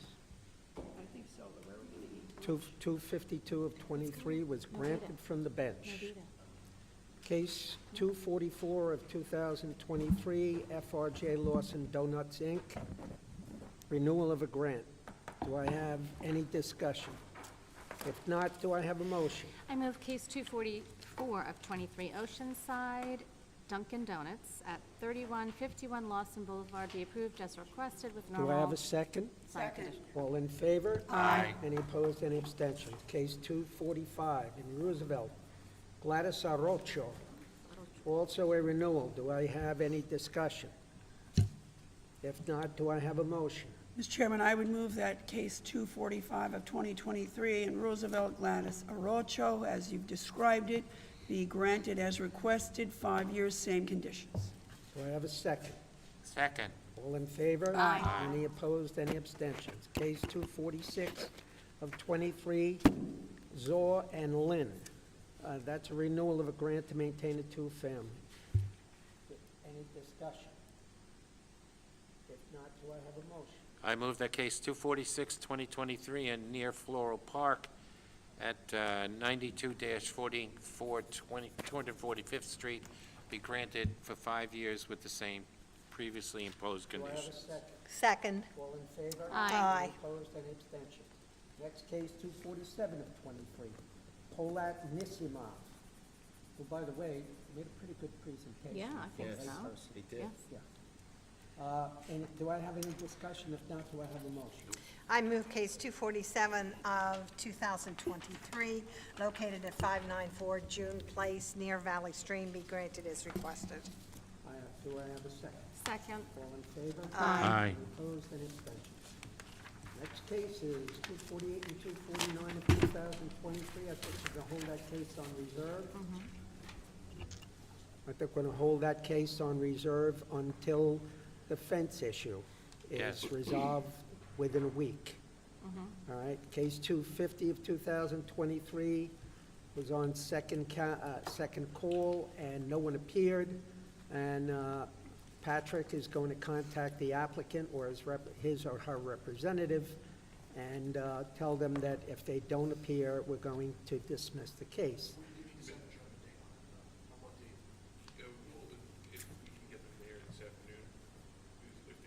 That's a good idea. Yeah, Okay. Okay, Yeah. fine. We've got a number of Very reasonable. And if not, we'll Adjournment. set a new date. Call the If not, we'll homeowner. set a new date. Call the homeowner. Call the homeowner.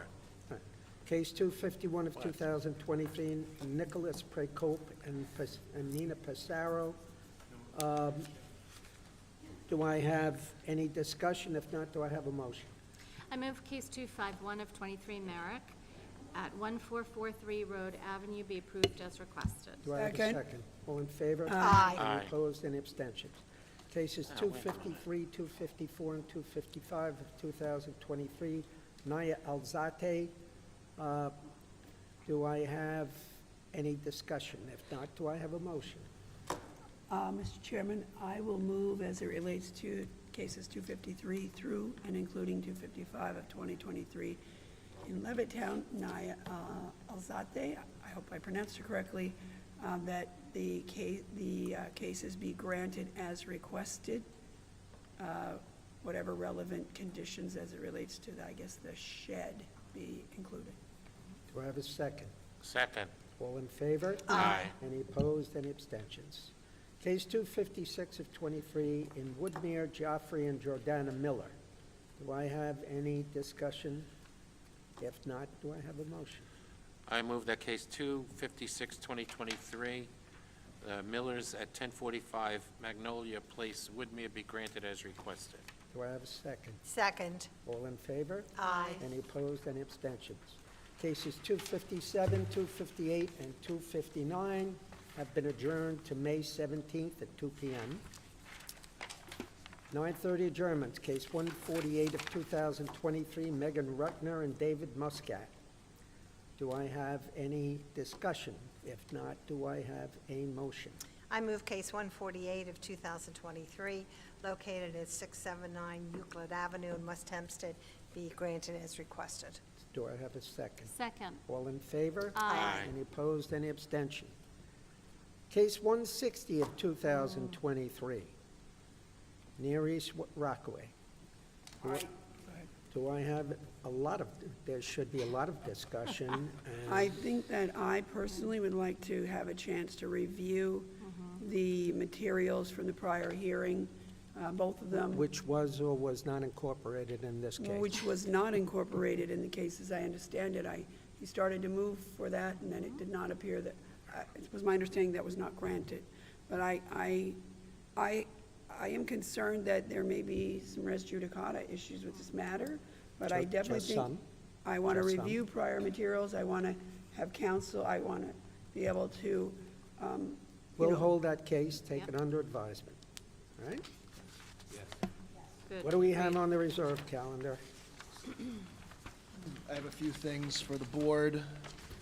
Mr. Vogel, that one matter I'd like us to be able to go over before. Not a problem. So the first one on 199 of 23, that's the Starbucks matter. They're still speaking with their contractor as well as, I guess, their corporate office in order to reallocate where they're putting the curb cuts in order to facilitate the traffic issues that the board was concerned about. As for cases 202 through 203 of 23, DLMJ, the board wanted to, there was an open permit from 1986, they wanted it to be resolved. I spoke with the building department, they have since done a final inspection and closed out that last permit. I confirmed that. So if you guys want to make a motion on that, I don't know. Okay. Any discussion on those cases? If not, do we have a motion? You want to make that, Joe? Kim wants to, it's Elmont. Okay. Kim, I move that case 202 to 203 of 23 in Elmont, DLMJ Inc., located at 1389 Hempstead Turnpike, be approved as requested. And with all the 5 years and with... Absolutely, same conditions. Second. All in favor? Aye. Any opposed, any abstentions? Okay, the next case, I provided the board with a draft grant concerning case 221, the Como Restaurant. Specifically, we were discussing the outdoor dining issue. As they're trying to legalize what was previously approved by the town board, that resolution for COVID purposes expires in October, which I know Mr. D'Amato made a couple of edits, which I have adopted in the new draft decision, if the board's comfortable with that decision. So I would move as it relates to case 221 of 2023, Belmore 221 Como Inc., doing business as Como Restaurant, that we approve the request and adopt the grant prepared by council to the board. And the secret was in there as well. So since you put secret in the draft, Secret. we need to adopt the We can draft? just adopt the secret determination? Yeah. Okay, I'll adopt the draft of the secret determination, which I will move that we adopt the decision in which we adopt a negative declaration as to the secret determination, and I move that we adopt the draft grant as it relates to the substantive request by the applicant. Do I have a second? Second. All in favor? Aye. Any opposed, any abstentions? Okay, concerning 222 through 227 of 23, Marina LLC, Parkside Cafe, I was asked to look into this application because they're requesting a permanent grant. At first, this was met with strong opposition back in 2006. They were saying that they needed about 5 years to gain enough money from the marina to convert it into residences, hence the 5-year grant. Obviously, they had they never came back to convert the restaurant into the residences, hence, I guess, the reason why they want it permanent now. I don't know if the board would want to then grant the the renewal permanently due to those facts. I mean, Joseph? The applicant, in my opinion, should request a rehearing, full-blown rehearing with notice and sign postings. I believe that would be more appropriate, as it would notify the entire community. At the time, there was probably about 15 people signed in opposition. So if we want to grant the renewal, and then if they want it permanent, we would then advise that a rehearing would be the proper method. I think that makes sense. I'm not even sure that a renewal for a 5-year term would be appropriate because they originally came before us on the idea Totally that they would different develop it. application. Yeah. Well, but wait, how does that, what if we The grant him a original- 1-year renewal then, so he can, wait, let me back up. Can he just continue to, if he files an application for a new hearing, is there a mechanism in place by which he can continue to operate, I guess? Keep this It's in, just the stay? Okay. or keep this on reserve and tell them to file a rehearing. All right, maybe that makes better sense. Good. We'll keep I'll it on contact- reserve. I'll contact the owner. Okay. And you'll And then you'll- notify the yeah. applicant's attorney, correct? Correct. The new attorney, since it's, Yeah, it's not Mr. Benesso anymore. what else do you have, Ralph? There's a couple of board inspect here. The last one I have is at the bottom of the page if the board wants to talk about the next three cases. Which one?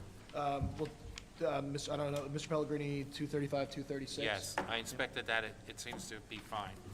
So I would move that case 235, 236, the special exception maintaining a shed and a second shed at 159 Blue Spruce Road in Levittown be granted as requested. Second. All in favor? Joe, was it pretty nice, the Opposed, pond? any Very abstentions? I don't know if the board has any That's pretty street. determination concerning the Yeah, it is. laundromat, FCFC Realty, or do you want to hold that? We're going to hold it, Yeah. but I think Mrs. Perry I did go inspected. look, there's a parking problem there, because across the street, I took, they mentioned that lot, and I took pictures, super crowded, I could show you, not a lot of spaces available. Also, there's signs there, no parking, 1 hour parking, except Saturday, Sunday, no parking, no parking, from 10 to 2, so that's an issue, but, maybe We'll hold it. hold that. We'll hold it. Okay. Other board members want to inspect? Yeah. Yeah. You've been there. Mr. Pellegrini? I have, yes. Yeah, I'd like to also She review was the there photos. last weekend. Yeah. it's an eyesore. Yeah. What is? The whole current building? site, this property, the buildings have been abandoned for 3 years. There's a half-assed chain link fence that's surrounding the property. It makes it look ghetto-like. So you're saying it would be an improvement? 100%. All right, well, I think since we'll hold it. we'd be better We're figure gonna this hold out, yeah. Yeah. Because those are two kind of competing Yeah. things, we need to resolve this. Concerning case number 206 of 23, Dr. David J. Miller, Mr. Benesso sent an email with proposed conditions as well as what professions would be, he was requesting to be put in there. The draft decision I provided included all of those professions. If the board, Joe, decides to remove any of those, it's obviously within our prerogative to do so. However, you were provided with a draft decision on the back. I don't remember. You sent it to us? Yeah, my only comment was, so the concern was that if one of the professions, if the definition of one of the professions was sort of enlarged to either include some kind of activity that we wouldn't want on the premises, or to be enlarged to include a profession that would generate a lot more cars than we anticipated by way of this grant, so. Did he not enumerate? Yeah, I but did. a few of them you could argue, so I would think we could leave the defined professions if we had some other sort of numerical limitation, like, all these professions provided, whatever the number is, provided that at no point in time shall there be more than 5 patients, clients, customers on the premises, or whatever we need to, just like a Left off sentence to put attorneys. in that ensures us attorneys that on that. we're not gonna have more people coming My there bad. than we anticipate. But it's not simultaneous use.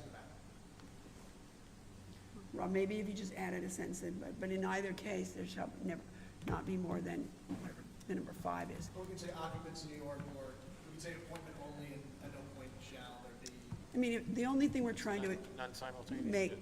not happen is, if someone has a particular type of practice where they can fill up 8 rooms and go boom, boom, boom, boom, boom, and, no, there are some. They do that, sure.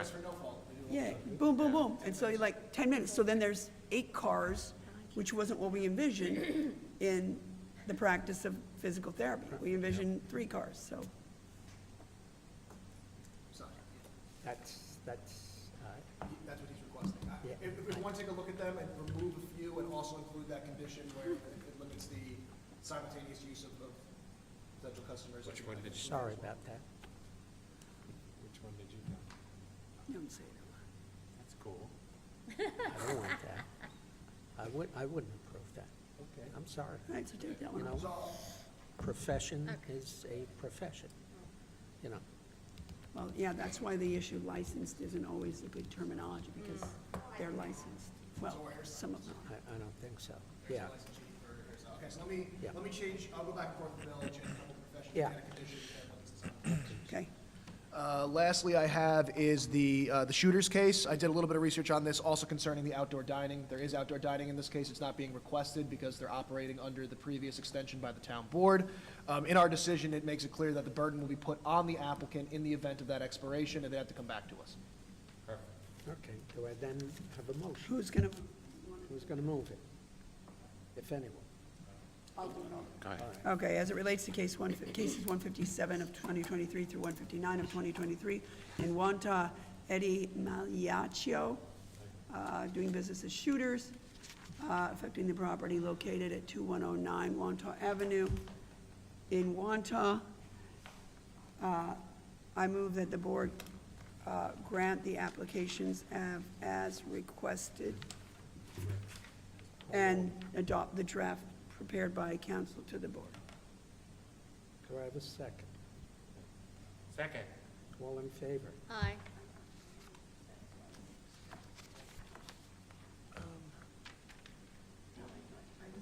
What do we do?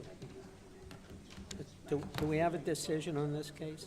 What, Which one? Yeah. We just did. oh, Aye. Aye. okay. Aye. What else? Administrative? Oh, yeah, the first thing I have is the extensions of time. Mr. Pellegrini? Joe Boy? You're the extension man. The first is from her from last year, Empire Adventure Park in Westbury Sewers Mall. They have revised drawings with the building department. Therefore, they're going back and forth before the secret plans because they're moving. It's the corner of Hempstead Turnpike and Evans Avenue. Pertaining to 76721. I looked at it, it's very crowded, but go look at it. It's, you know, it's like, you don't have to look at it at night, you can look at it during the day. I mean, it's very crowded. Baritz? But they didn't, it says commence construction. I hope that means there's no materials laying around before they commence. No, yeah, so while the commencement construction is, so the foundation doesn't count as commencement construction. So it's possible there's a foundation there, but Yeah, our concern is more like materials stacked everywhere, and it looks like a, So I move that case number 817 to secure the permit Kim says no big deal. be granted 9-month extension. Second. Aye. Second. I move that case 767 Nessam in, wherever it is, granted 1-year extension of time to secure their permit. They need county approval. Second. Aye. Rosa. I move that case number 190 to 192, Annie Levine, to construct in Lido, grant them a 1-year extension. Second. Aye. All in favor? Okay. the last thing I have administratively is a modification request on a case that we granted earlier this year. Yeshiva Kol Torah, 166 of 2023. This case, it was a religious school. And one of the conditions when it comes to religious schools, we usually limit organized worship, because it's not a place of worship. There was a pre-existing synagogue that they used as a place of worship, an actual structure. He was hoping that under the condition 6, which prohibits the use of the property for organized worship, except only religious services conducted as part of the applicant's course of studies, he wanted us to remove that part and permit organized worship as well as worship for the studies as well. In that structure or in the whole premises? In that structure. I guess if we limit it to that structure, it's probably. I just received this. If the board is more comfortable with putting together a modification decision so they can review it with all the other. That, Affect the impact on parking and traffic. We did that. they walk, remember? I mean, does the occupancy, I think the parking calculation for the square footage is the same for a place of worship at the school, is it not? I don't know, but what about non-simultaneous, that kind of stuff, too? Well, he still agrees to the non-simultaneous use. He's just saying that he wants to be permitted to worship on that property, not to the schools. Did you? So he wants a No, synagogue it's and in the other car. Yes, as you may recall, however, the building on the subject property was a synagogue prior to the applicant's purchase of the site. A small congregation of about 40 people continues to be in services in the former synagogue. He said it was sold. a school, not a synagogue. You want me to go a little deeper on it? Yeah. Reopen it? I can't see this.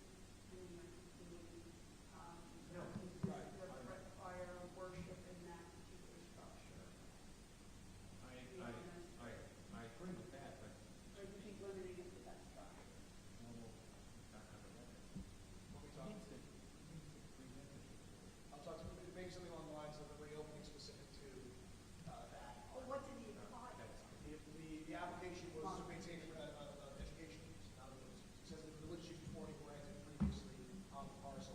They purchased it from the synagogue, and they wanted to convert it to a school.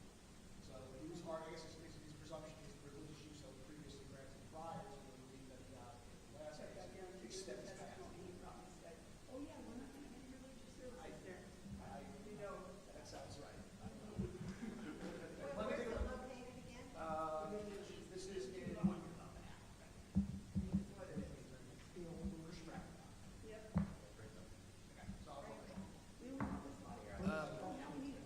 And that's all I have for the administrative calendar. Thank you. What's up? This is I love that 510. the look of the To the what? finished 510 dates. calendar. It is beautiful. This is not